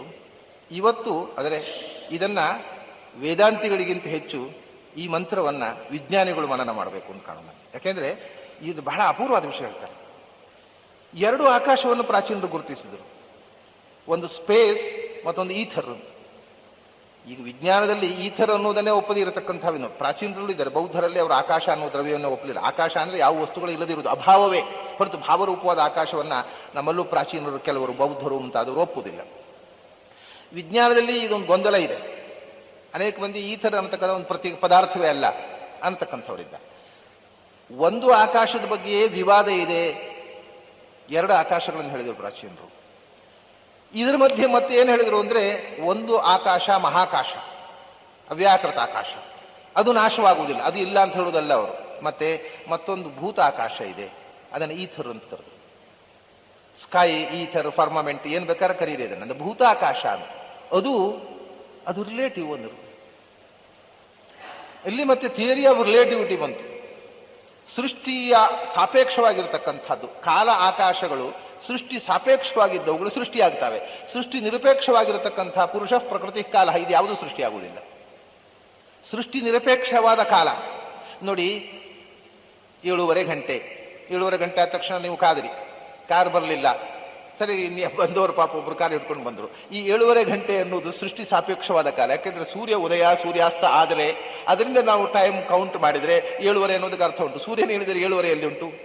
ಇದು ಸೃಷ್ಟಿ ಸಾಪೇಕ್ಷವಾದ ಕಾಲ. ಅದರಲ್ಲೂ ಆಮೇಲೆ ಆ ಕಾಲದಲ್ಲಿ ನಮಗೆ ಆನಂದವಾದ ಘಟನೆ ನಡೆದಾಗ ಹೊದ್ದೇ ಗೊತ್ತಾಗುವುದಿಲ್ಲ. ಏನೋ ಪ್ರಾಬ್ಲಮ್ ಇದ್ದಾಗ ಒಂದೊಂದು ನಿಮಿಷ ಒಂದೊಂದು ಯುಗದ ಕಾಣುತ್ತೆ. ಇದು ರಿಲೇಟಿವ್ ಆದ್ರೆ ಹೀಗೆ ಕಾಣುತ್ತೆ. ಯಾವುದೋ ನಮ್ಮ ಭಾವನೆಗೆ ಅನುಗುಣವಾಗಿ ಕಾಲ ಲೆಂತ್ ಆದ್ರೆ ಹೆಚ್ಚು ಕಡಿಮೆ ಆಗ್ತದೆ, ಫೀಲಿಂಗ್ ಬರುತ್ತಲ್ಲ, ಇದು ರಿಲೇಟಿವಿಟಿ. ಹಾಗೆ ಆಕಾಶ ಸೃಷ್ಟಿ ನಿರಪೇಕ್ಷವಾಗಿರತಕ್ಕಂಥ ಸ್ಪೇಸ್ ಉಂಟಲ್ಲ, ಅದು ಅನಾದಿ ಅನಂತ. ಆದರೆ ಸೃಷ್ಟಿ ಸಾಪೇಕ್ಷವಾಗಿ ಈ ಸೃಷ್ಟಿಗೆ ಅನುಗುಣವಾಗಿ ಆಕಾಶದಲ್ಲಿ ಒಂದು ಹೊಸ ರೂಪಾಂತರ ನಿರ್ಮಾಣ ಆಗುತ್ತೆ. ಅದು ಸೃಷ್ಟಿ ಆಗುವಂತಹದ್ದು. ಆ ಆಕಾಶ ಹುಟ್ಟುತ್ತೆ. ಯಾವುದದು? ಆಕಾಶೋ ನೀಲಿಮೋದೇತಿ, ನೀಲಿ ಬಣ್ಣದ ಆಕಾಶ ಹುಟ್ಟಿತು. Sky has colour. ಮತ್ತಿದೇನ್ರಿ, ಇದು ನಮ್ಮ ಶಾಲೆಯಲ್ಲಿ ಮಕ್ಕಳೆಲ್ಲ ಆಕಾಶ ನೀಲಿ ಅಂತ ಕಾಣುತ್ತೆ ಅಂತ ತಿಳ್ಕೊಳ್ತಾರೆ. ಮತ್ತೆ ಮೇಷ್ಟ್ರು ಹೇಳ್ತಾರೆ, ನೀಲಿ ಕಾಣೋದು, ನೀಲಿ ಇಲ್ಲ. ಅಂದ್ರೆ ನಾವು ಈ ವೇದದವರು ಕಣ್ಣಿ ಕಾಣೋದನ್ನೇ ಒಪ್ಕೊಂಡ್ರೇನು? ಅಂದ್ರೆ ಆಚಾರ್ಯರು ಹೇಳ್ತಾರೆ, ಭೂತಮಪ್ಯಸಿತಂ ದಿವ್ಯ ದೃಷ್ಟಿಗೋಚರಮೇವತು sky has colour. And the colour is invisible ಅಂದ್ರು. ಇದು ಇನ್ನೂ ಆಶ್ಚರ್ಯ, ಕಣ್ಣಿಗೆ ಕಾಣದ ಬಣ್ಣ. ಮತ್ತು ನಾವು ಇವತ್ತು ವಿಜ್ಞಾನಿಗಳು ಮಕ್ಕಳು ಹೇಳಿಕೊಡ್ತಾರೆ ಅಲ್ಟ್ರಾ ವೈಲೆಟ್ ಕಣ್ಣಿಗೆ ಕಾಣೋದಿಲ್ಲ, ಅದು sky has colour but it is invisible ಅಂತ. ಇದು ಯಾರು ಹೇಳಿಕೊಟ್ರು? ಯಾವ ಯಾವ ಯಾವ ಇದರಲ್ಲಿ ಸಂಶೋಧನೆ, ಯಾವ ಯಂತ್ರದಿಂದ ಯಾವ ದೂರದರ್ಶನದ ದೃಷ್ಟಿಯಿಂದೋ ಯಾವಾಗ ಈ ಮಾತನ್ನು ಹೇಳಿದ್ದು? ಇವತ್ತು ಎಲ್ಲ ಮಕ್ಕಳಿಗೆ ಗೊತ್ತಿದೆ, ಆಕಾಶದಲ್ಲಿ ಅಲ್ಟ್ರಾ ವೈಲೆಟ್ ಕಾಯಿಲೆ ನೀಲ, ಅದು ನೀಲ ಅಂತ ಹೇಳ್ತಾರೆ, ಕಣ್ಣಿಗೆ ಕಾಣದ ನೀಲ ಅಂತ, ಅತಿ ನೀಲ ಅಂತ, ಅತೀತ ನೀಲ ಅಂತ ಹೇಳ್ತಾರೆ. ಭೂತಮಪಿ ಅಸಿತಂ, ಅಸಿತ ಅಂದ್ರೆ ನೀಲ ಅಂತ ಅರ್ಥ, ಆಕಾಶೋ ನೀಲಿಮಾ. ಹೀಗೆ ಒಂದು ವರ್ಣ ವಿಶಿಷ್ಟವಾಗಿರತಕ್ಕಂಥ ವಾತಾವರಣ ನಿರ್ಮಾಣ ಆಗತ್ತಲ್ಲ, ದ್ಯಾಟ್ ಈಸ್ ಕಾಲ್ಡ್ ಭೂತಾಕಾಶ ಅಂತ. ಆದ್ರೆ ಏನು ಯೋಚನೆಗಳು, ಅವರು ಕಂಡುಕೊಂಡ ಸತ್ಯಗಳ ಆಳ ಏನು, ಅದರ ಹತ್ತಿರಕ್ಕೆ ಬಹಳ ಸ್ವಲ್ಪ ಅದರ ಹತ್ತಿರಕ್ಕೆ ವಿಜ್ಞಾನ ಹೋಗ್ತಾ ಇದೆ ಏನೋ ಅಂತ ಗಾಬರಿ ಆಗ್ತಾ ಇದೆ ನನಗೆ. ಒಮ್ಮೊಮ್ಮೆ ಅದ್ರ ಹತ್ತಿರಕ್ಕೆ ಹೋಗ್ಲಿಕ್ಕೆ ಪ್ರಯತ್ನಿಸ್ತಾ ಇದೆ ಏನೋ, ಅದನ್ನು ಪೂರ್ತಿ ಸ್ಪರ್ಶ ಆಗಿಲ್ಲ ಏನೋ ಅಂತ. ಈ ಮಾತನ್ನು ನಾನು ಅನ್ನೋದಲ್ಲ, ಅವನು ನನಗೆ ಬಹಳ ಖುಷಿ ಕೊಟ್ಟಂತಹ ಲೇಖಕ ಫ್ರಿಡ್ಜಾಫ್ ಕಾಪ್ರಾ, ಅವನು ಇದನ್ನು ಹೇಳ್ತಾನೆ. ನಿಜವಾಗಿ ಸತ್ಯದ ದರ್ಶನ ವೇದಾಂತ ಭಾರತೀಯ ಋಷಿಗಳಿಗೆ ಆಗಿದೆ, ಅದಕ್ಕೆ ಸ್ವಲ್ಪ ಹತ್ತಿರ ಹೋಗಲಿಕ್ಕೆ ವಿಜ್ಞಾನ ಪ್ರಯತ್ನಿಸ್ತಾ ಇದೆ, ಆದರೆ ಅವ್ರಿಗೆ ಖಚಿತವಾಗಿ ತಿಳಿತಾ ಇಲ್ಲ, ಏನು ಕೂಡ ಏನು ಗೊತ್ತಾಗ್ತಾ ಇಲ್ಲ. ಕಾರಣ ಏನು ಅಂದ್ರೆ ಅವರು ಇಂಟ್ಯೂಷನ್ ನಿಂದ ನೋಡಿದ್ರು, ನಾವು ಇಂಟೆಲೆಕ್ಟ್ ನಿಂದ ನೋಡ್ತಾ ಇದ್ದೇವೆ. ಇಂಟೆಲೆಕ್ಟ್ಗೆ ಏನು ಹೊಳೆಯುತ್ತಾ ಇಲ್ಲ, ಇಂಟ್ಯೂಷನ್ಗೆ ಸತ್ಯ ಹೊಳೆಯುತ್ತೆ ಅಂತ ಹೇಳ್ತಾನೆ. ನಾವು ಮತ್ತೆ ಆ ಸ್ಫುರಣ, ಸತ್ಯದ ಸ್ಫುರಣ ಅಂತೇವೆ ನಾವು ಕೂಡ. ಇಂಟ್ಯೂಷನ್ ಅನ್ನ ಅವರು ಕಂಡುಕೊಂಡಿದ್ರು, ನಾವು ಇಂಟ್ಯೂಷನ್ ಕಳ್ಕೊಂಡು ಇಂಟೆಲೆಕ್ಟ್ ನಲ್ಲಿ ಬದುಕ್ತಾ ಇದ್ದೇವೆ. ಈ ಇಂಟೆಲೆಕ್ಚುವಲ್ ಅಪ್ರೋಚ್ ನಿಂದ ಸತ್ಯ ಸಿಗ್ತಾ ಇಲ್ಲ ಅಂತ ಹೇಳ್ತಾನೆ. ಹಾಗಾಗಿ ಈ ಏನೂ ಇರಲಿಲ್ಲ, ಆಗ ಸಮುದ್ರ ಇತ್ತು. ಸಮುದ್ರ ಇತ್ತು ಅಂದ್ರೆ ಏನು ಹೇಳೋದು ಗೊತ್ತುಂಟು? ಅವರು ಸಲಿಲ, ನೀರು ಅಂತ ಹೇಳುವಂತಹದ್ದು ಸೃಷ್ಟಿಯಾಗುವ ಮುಂಚೆ ಇರತಕ್ಕಂತಹ ಪ್ರಕೃತಿಯ ಅತ್ಯಂತ ಸೂಕ್ಷ್ಮವಾದ ರೂಪ. ಅಂದ್ರೆ ಈಗ ಸೃಷ್ಟಿಯಾಗುವ ಮುಂಚೆ ಪ್ರಳಯ ಕಾಲದಲ್ಲಿ ಏನಿರುತ್ತೆ? ಪರಮಾಣುಗಳು ನಾಶ ಆಗುವುದಿಲ್ಲ, ಅಥವಾ ಹೈಡ್ರೋಜನ್ನು, ಆಟಮ್, ಇವು ಏನಾಗುತ್ತೆ ಅಂದ್ರೆ ಈ ಸೃಷ್ಟಿಗೆ ಮೂಲಭೂತವಾಗಿರತಕ್ಕಂತಹ ಸೂಕ್ಷ್ಮ ದ್ರವ್ಯಗಳಿವೆಯಲ್ಲ, ಅವು ಸ್ಕ್ಯಾಟರ್ಡ್ ಆಗಿ ವಾತಾವರಣದಲ್ಲಿ ತುಂಬಿರ್ತಾವಲ್ಲ, ಮೂಲ ಪ್ರಕೃತಿಯ ಸೂಕ್ಷ್ಮ ದ್ರವ್ಯ ಅನಂತ ಆಕಾಶದಲ್ಲಿ ತುಂಬಿಕೊಂಡಿರುವುದನ್ನೇ ಅವರು ಸಮುದ್ರ ಅಂತ ಹೇಳೋದು. ಅದರಲ್ಲಿ ಯಾರು ಮಲಗಿರುತ್ತಾನೆ? ಭಗವಂತ ಒಬ್ಬ ಮಲಗಿರುತ್ತಾನೆ, ಯಾರೂ ಇಲ್ಲ. ಇದು ಸಲಿಲಂ ಇದಂ. ಅದು ನೀರಿರ್ಲಿಲ್ಲ, ಸಮುದ್ರ ಇತ್ತು ಅಂತಾರೆ. ಮತ್ತೆ ಆ ಸಮುದ್ರದಲ್ಲಿ ಈ ನೀರೋದಲ್ಲ, ಅದು ಮೂಲ ಪ್ರಕೃತಿ ರೂಪವಾದ ಸಮುದ್ರ ಅಂತ ಶಾಸ್ತ್ರಕಾರ ಹೇಳ್ತಾರೆ. ಅದು ವಿಕೃತವಾದಂತಹ ಪ್ರಾಕೃತವಾದ ಸಮುದ್ರ ಅಲ್ಲ, ಪ್ರಕೃತಿ ರೂಪವಾದ ಸಮುದ್ರ. ಈ ಪ್ರಕೃತಿ ಎಲ್ಲ ಪ್ರಾಕೃತವು ನಾಶವಾದಾಗ ಇರತಕ್ಕ ಸೂಕ್ಷ್ಮಾವಸ್ಥೆಯನ್ನು ಸಮುದ್ರ ಅಂತ ಕರೆಯೋದು. ಇದೆಲ್ಲ ಅರ್ಥ ಆಗದೆ ಇದ್ದವರು ಈ ಶಾಸ್ತ್ರಕ್ಕೆ ಅರ್ಥ ಹೇಳಲಿಕ್ಕೆ ಹೊರಟದ್ರಿಂದ ಅವರಿಗೂ ಗೊಂದಲ, ಅವರನ್ನು ಕೇಳಿದವರಿಗೂ ಗೊಂದಲ. ಮತ್ತೆ ಅದನ್ನು ಕೇಳಿಬಿಟ್ರೆ ಹೇಗೆ ಕೇಳಬಾರದು? ಭಗವಂತ ಅಘಟಿತ ಘಟನಾ ಸಮರ್ಥ, ನೀರು ಇಳಿದಿದ್ರು ಸಮುದ್ರ ಇರ್ಲಿಕ್ಕೆ ದೇವರಿಗೆ ಸಾಧ್ಯ ಉಂಟು. ಪ್ರಶ್ನೆ ಮಾಡೋದೇ ತಪ್ಪು, ಬೈದು ಬಿಡ್ತಾರೆ, ಮುಗಿದೋಯ್ತು. ಕೇಳುವವರಿಗೂ ಅರ್ಥ ಆಗಲಿಲ್ಲ, ಹೇಳುವವರಿಗೂ ಅರ್ಥ ಆಗಲಿಲ್ಲ. ಅದು ಪ್ರಶ್ನೆ ಮಾಡೋದೇ ತಪ್ಪು. ಭಗವಂತ ಅಘಟಿತ ಘಟನಾ ಸಮರ್ಥ, ನೀರು ಇಳಿದಿದ್ರು ಸಮುದ್ರ ಮಾಡಬಲ್ಲವ ಅಂತಾರೆ. ನಾವೇನು ಮಾತಾಡ್ಲಿಕ್ಕೆ? ಹೌದಪ್ಪ, ದೇವರನ್ನು ಪ್ರಶ್ನಿಸಿ ಹೊರಟೋಗ್ತೇವೆ. ಆದರೆ ಶಾಸ್ತ್ರಕಾರರು ಹೀಗೆ ಯಾವುದನ್ನು ಹೇಳಲಿಕ್ಕಾಗದ ರೀತಿ ಹೇಳಲಿಲ್ಲ, ಹೇಳಲಿಕ್ಕೆ ಬರುವಂತಹದ್ದನ್ನು ಮಾತ್ರ ಹೇಳ್ತಾರೆ. ಹೇಳಲಿಕ್ಕಾಗದಿದ್ದನ್ನು ಸಾಕ್ಷಾತ್ಕಾರದಿಂದ ತಿಳ್ಕೋಬೇಕು. ಅದು ಹೇಳಲಿಕ್ಕೆ ಬರೋದೇ ಇಲ್ಲ. ಯಾವುದನ್ನು ಹೇಳಿದ್ದಾರೋ ಅದನ್ನು ಹೇಳಲಿಕ್ಕೆ ಬರಬೇಕು. ಹೇಳಲಿಕ್ಕೆ ಬಾರದೇ ಇದ್ದವರು ಹೇಳಲಿಕ್ಕೆ ಪ್ರಾರಂಭ ಮಾಡಿದಾಗ ಹೀಗಾಗೋದು ಗೊಂದಲ. ಈ ರೀತಿಯಾಗಿ ಮೊದಲು ಏನೂ ಇರಲಿಲ್ಲ. ತಸ್ಮಾದ್ ವಿರಾಡ ಜಾಯತ, ಅಂಥ ಭಗವಂತನಿಂದ ಏನೂ ಇಲ್ಲದೆ ಇದು ಪುರುಷನಿದ್ದ, ನಾರಾಯಣನಿದ್ದ. ಅದೇ ನಾರಾಯಣ ಅನ್ನೋದಕ್ಕೆ ಹೇಳ್ತಾನೆ. ಅವಾಗ ಏನೂ ಇರಲಿಲ್ಲ. ಆಗ ಏನಿತ್ತು? ನಾರ ಇತ್ತು. ನಾರ ಅಂದ್ರೆ ವಾಟರ್. ನಾವು ಯಾವುದನ್ನು ನೀರ ಅಂತೇವೋ ಅದನ್ನೇ ಅವ್ರು ನಾರ ಅಂತಾರೆ. ನಾವು ನೀರ ಅಂತೇವೆ, ನೀರು ಅನ್ನೋದನ್ನು ಅವ್ರು ನಾರ ಅಂತ. ನಾರ ಅಂದ್ರೆ ನೀರು. ನಾರದಲ್ಲಿ ಆಶ್ರಯಿಸಿಕೊಂಡು ಅಂದ್ರೆ ಮೂಲ ಪ್ರಕೃತಿಯಲ್ಲಿ ಇದ್ದ ಏಕಮಾತ್ರ ಪುರುಷ, ಅಂದ್ರೆ ಪ್ರಕೃತಿ ಪುರುಷ ಎರಡೇ ಇತ್ತು, ಇನ್ನೇನೇನೂ ಇರಲಿಲ್ಲ ಅಂತಾಯ್ತು. ನಾರ ಇತ್ತು, ನಾರದಲ್ಲಿ ನಾರಾಯಣ ಇದ್ದ. ಪ್ರಕೃತಿ, ಮೂಲ ಪ್ರಕೃತಿ ಮತ್ತು ಪುರುಷ, ಇದು ಬಿಟ್ರೆ ಆ ಪ್ರಾಕೃತವಾದ ಯಾವ ವಸ್ತು ಇಲ್ಲದೇ ಇದ್ದಾಗ ಇದ್ದ ತತ್ವವನ್ನು ನಾರಾಯಣ ಅಂತ. ತಸ್ಮಾತ್ ಅಂಥ ಇದೇನು, ಪುರುಷ ಅಂದ್ರು ಒಂದೇ, ಓಂ ಅಂದ್ರು ಒಂದೇ, ನಾರಾಯಣ ಅಂದ್ರು ಒಂದೇ. ಇದನ್ನೇ ವಿಷ್ಣು ಅಂದ್ರು. ಮತ್ತೆ ಯಾಕೆ ವಿಷ್ಣು ಅಂದ್ರೆ ಏನು? ಮೊದಲು ಯಾವುದೂ ಇಲ್ಲದೇ ಇದ್ದಾಗಲೂ ಯಾರು ಎಲ್ಲ ಕಡೆಯೂ ವೇವೇಷ್ಟಿ ವಿಶಿಲ್ ವ್ಯಾಪ್ತವು ಆಮ್ನಿ ಪ್ರೆಸೆಂಟ್ ಆಗಿದ್ದನೋ, ಯಾವುದೂ ಇಲ್ಲದೇ ಇದ್ದಾಗಲೂ ಎಲ್ಲಾ ಸ್ಪೇಸ್ ಎಲ್ಲಿದೆ ಅನಂತ ಆಕಾಶದಲ್ಲಿ ಯಾರು ವ್ಯಾಪಿಸಿದ್ನೋ ಅವನ ವಿಷ್ಣು. ಆಮೇಲೆ ಎಲ್ಲ ಸೃಷ್ಟಿಯಾದ್ಮೇಲೆ ಯಾರು ಎಲ್ಲದರೊಳಗೆ ವಿಶತಿ ಸ ವಿಷ್ಣು, ಎಲ್ಲದರೊಳಗೂ ಪ್ರವೇಶ ಮಾಡಿದನೋ ಅಂದ್ರೆ ಏನಾಯ್ತು? ಅಂತರ್ಬಹಿಶ್ಚ, ಯಾರು ಎಲ್ಲದರ ಹೊಳಗೂ ತುಂಬಿದ್ದಾನೋ ಎಲ್ಲದರ ಒಳಗೂ ತುಂಬಿದ್ದಾನೋ ಅದನ್ನೇ ಅಲ್ವಾ ಅಂತರ್ಬಹಿಶ್ಚ ತತ್ಸರ್ವಂ ವ್ಯಾಪ್ಯ ನಾರಾಯಣ ಸ್ಥಿತಃ. ಅದನ್ನೇ ಸಮುದ್ರೇಂತಂ ವಿಶಂಭುವಂ. ಸಮುದ್ರೇ ಅಂಬಸ್ಯ ಪಾರೇ ಭುವನಸ್ಯ ಮಧ್ಯೆ ಅಂಬಸಿ ಅಪಾರೇ ಅಂಬಸಿ. ಅಪಾರವಾದ ಅಂಬಸ್ಸು ಅಂದ್ರೆ ದಡ ಇಲ್ಲದ ಕಡಲು. ಈ ಕಡಲಿಗೆ ದಡ ಉಂಟು ಹೌದೋ? ಈ ಕಡೆ ಯಾಕೆಂದ್ರೆ ಇದು ಭೂಮಿಯಲ್ಲಿ ಇರುವ ನೀರು. ಎಲ್ಲಿ ಭೂಮಿ ಇಲ್ಲವೋ ನೀರು ಇಲ್ಲವೋ ಅಲ್ಲಿ ಇರತಕ್ಕ ಸಮುದ್ರ ಅದು ಎಂಥ ಸಮುದ್ರ ಅಂದ್ರೆ ದಡವಿಲ್ಲದ ಕಡಲು. ಒಂದು ದಡ ಇಲ್ಲ ಅಲ್ಲಿ. ಅದು ದಡ ಇಲ್ಲದ ಕಡಲು ಅಂದ್ರೆ ಮೂಲ ಪ್ರಕೃತಿ ಏನಿದೆ, ಆ ಮೂಲ ಪ್ರಕೃತಿ ಅಪಾರವಾಗಿ ವಾತಾವರಣದಲ್ಲಿ ತುಂಬಿದೆಯಲ್ಲ, ಅದು ಅಂಥ ನಾರದಲ್ಲಿರುವವ ನಾರಾಯಣ. ಅವನು ಏನೂ ಇರಲಿಲ್ಲ, ಆ ನೀರಿನಲ್ಲಿ ಅಂದ್ರೆ ಮೂಲ ಪ್ರಕೃತಿಯಲ್ಲಿ ಸೃಷ್ಟಿ ಶಕ್ತಿಯನ್ನು ಆಧಾನ ಮಾಡಿದ. ಅದು ಸ್ಕ್ಯಾಟರ್ಡ್ ಆಗಿದ್ದದ್ದು ಒಂದೊಂದು ಜೊತೆ ಆದಾಗ, ಘನವಾದಾಗ ಘನ ಪದಾರ್ಥ ನಿರ್ಮಾಣ ಆಯಿತು. ಅದಕ್ಕೆ ತಾಸು ವೀರ್ಯಮವಾಸೃಜತ್ ಅಪ ಏವ ಸಸರ್ಜಾದವು ತಾಸು ವೀರ್ಯಮವಾಸೃಜತ್. ಇದು ಅಪ್ಪು ಅಂದ್ರೆ ಇದು ಒಂದು. ಮತ್ತೆ ಸೃಷ್ಟಿ ಇಚ್ಛೆ ಉಂಟಲ್ಲ, ಡಿಸೈರ್ ಟು ಕ್ರಿಯೇಟ್, ಆ ಕ್ರಿಯೇಷನ್ನಿನ ಸೃಷ್ಟಿ ಇಚ್ಛೆ, ಆ ಇಚ್ಛಾ ಭಗವಂತನಿಗೆ ಸೃಷ್ಟಿ ಸಾಯಿಕ್ಷತ, ನಾನು ಸೃಷ್ಟಿ ಮಾಡ್ತೇನೆ ಅಂತ ಬಯಸ್ತಾನಲ್ಲ, ಈ ಬಯಕೆಯನ್ನು ಕೂಡ ಅವನು ಸಮುದ್ರ ಅಂತ ಹೇಳ್ತಾರೆ ಅಥವಾ ಅಪ್ಪು ಅಂತ ಹೇಳ್ತಾರೆ. ಆ ಮೂಲ ಪ್ರಕೃತಿಯಲ್ಲಿ ಭಗವಂತ ಸೃಷ್ಟಿ ಶಕ್ತಿಯನ್ನು ಆಧಾನ ಮಾಡಿದಾಗ ತದಂಡಂ ಅಭವದ್ಧೈಮಂ ಸಹಸ್ರಾಂಶ ಸಮಪ್ರಭಂ, ಅದು ಬ್ರಹ್ಮಾಂಡವಾಯಿತು. ಅದೇ ನಾಭಿ ಕಮಲ. ನಾಭಿ ಅನ್ನುವುದೇ ಕೆರೆ, ಆ ಕೆರೆ ಅದೇ ಕಡಲು, ಆ ಕಡಲಿನಲ್ಲಿ ಒಂದು ಕಮಲ ಹುಟ್ಟಿತು, ಅದು ಬ್ರಹ್ಮಾಂಡವಾಯಿತು. ತದಂಡಂ ಅಭವದ್ಧೈಮಂ ಸಹಸ್ರಾಂಶ ಸಮಪ್ರಭಂ. ಅದರಲ್ಲಿ ತಸ್ಮಾತ್ ವಿರಾಟ್ ಅಜಾಯತ ಅಂದ್ರು. ಅದು ವಿರಾಟ್ ಅಂದ್ರೆ ವಿಶೇಷವಾಗಿ ಪ್ರಕಾಶಿಸುವಂಥದ್ದು. ಅಲ್ಲೇನು ಹೇಳಿದ್ರು? ಸಹಸ್ರಾಂಶ ಸಮಪ್ರಭಂ. ವಿರಾಟ್ ಅಂದ್ರು ಸಹಸ್ರಾಂಶ ಸಮಪ್ರಭಂ ಅಂದ್ರು ಒಂದೇ. ಭಗವಂತನಿಂದ ಬ್ರಹ್ಮಾಂಡ ಸೃಷ್ಟಿಯಾಯಿತು. ಅದು ಸುವರ್ಣಂ ಕೋಶಂ ರಜಸಾ ಪರಿವೃತಂ ದೇವಾನಾಂ ವಸುಧಾನೀಂ ವಿರಾಜಂ. ಋಗ್ವೇದ. ಸುವರ್ಣಂ ಕೋಶಂ, ಅದು ಚಿನ್ನದ ಕೋಶ. ಸುವರ್ಣಂ ಕೋಶಂ ರಜಸಾ ಪರಿವೃತಂ, ರಜೋಗುಣದಿಂದ ಸೃಷ್ಟಿಯಾಯ್ತದು. ಅದೇ ನಾಭಿ ಕಮಲ. ನಾಭಿ ಅನ್ನುವುದೇ ಕೆರೆ, ಆ ಕೆರೆ ಅದೇ ಕಡಲು, ಆ ಕಡಲಿನಲ್ಲಿ ಒಂದು ಕಮಲ ಹುಟ್ಟಿತು, ಅದು ಬ್ರಹ್ಮಾಂಡವಾಯಿತು. ತದಂಡಂ ಅಭವದ್ಧೈಮಂ ಸಹಸ್ರಾಂಶ ಸಮಪ್ರಭಂ. ಅದರಲ್ಲಿ ತಸ್ಮಾತ್ ವಿರಾಟ್ ಅಜಾಯತ ಅಂದ್ರು. ಅದು ವಿರಾಟ್ ಅಂದ್ರೆ ವಿಶೇಷವಾಗಿ ಪ್ರಕಾಶಿಸುವಂಥದ್ದು. ಅಲ್ಲೇನು ಹೇಳಿದ್ರು? ಸಹಸ್ರಾಂಶ ಸಮಪ್ರಭಂ. ವಿರಾಟ್ ಅಂದ್ರು ಸಹಸ್ರಾಂಶ ಸಮಪ್ರಭಂ ಅಂದ್ರು ಒಂದೇ.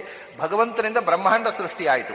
ಅದು ಸುವರ್ಣಂ ಕೋಶಂ ರಜಸಾ ಪರಿವೃತಂ ದೇವಾನಾಂ ವಸುಧಾನೀಂ ವಿರಾಜಂ. ಋಗ್ವೇದ. ಸುವರ್ಣಂ ಕೋಶಂ, ಅದು ಚಿನ್ನದ ಕೋಶ. ಸುವರ್ಣಂ ಕೋಶಂ ರಜಸಾ ಪರಿವೃತಂ, ರಜೋಗುಣದಿಂದ ಸೃಷ್ಟಿಯಾಯ್ತದು.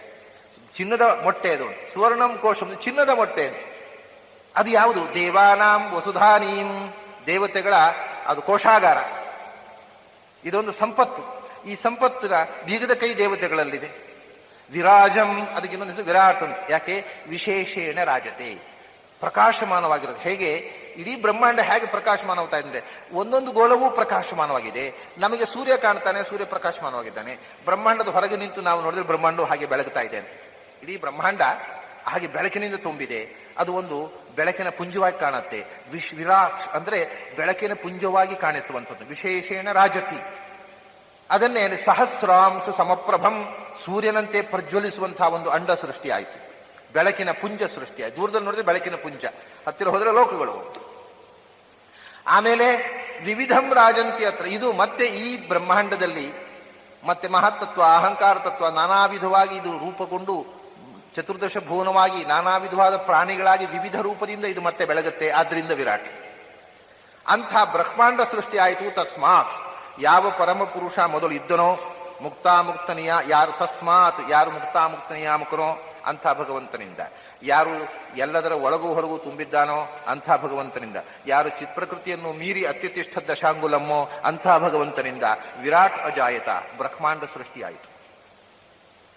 ಬ್ರಹ್ಮಾಂಡ ಸೃಷ್ಟಿಯಾದ್ಮೇಲೆ ಮೊದಲು ಬ್ರಹ್ಮಾಂಡವನ್ನು ಸೃಷ್ಟಿ ಮಾಡಿದ ಪ್ರಥಮಂ ಮಹತಸ್ರಷ್ಟೃ, ಮಹತ್ತತ್ವದಿಂದ ಬ್ರಹ್ಮಾಂಡವನ್ನು ಸೃಷ್ಟಿ ಮಾಡಿರತಕ್ಕಂಥ ಪುರುಷನಾಮಕ ಭಗವಂತನ ಉಲ್ಲೇಖ ಮಾಡಿದರು. ಅದರ ನಂತರ ವಿರಾಜೋ ಅಧಿ ಪೂರುಷಃ, ಆ ವಿರಾಟ್ ಸೃಷ್ಟಿಯಾಗಿರತಕ್ಕಂಥ ಬ್ರಹ್ಮಾಂಡದಲ್ಲಿ ಪುನಃ ಇವನು ವಿರಾಜೋ ಅಧಿ ಪುರುಷಃ, ಬ್ರಹ್ಮಾಂಡದ ಒಳಗೆ ವ್ಯಾಪ್ತನಾಗಿ ಪುರುಷ ನಿಂತುಕೊಂಡು ಬ್ರಹ್ಮಾಂಡದ ಒಳಗೆ ಸೇರಿದರೂ ಕೂಡ ಬ್ರಹ್ಮಾಂಡದಿಂದ ಅಧಿಕನಾಗಿ ನಿಂತ.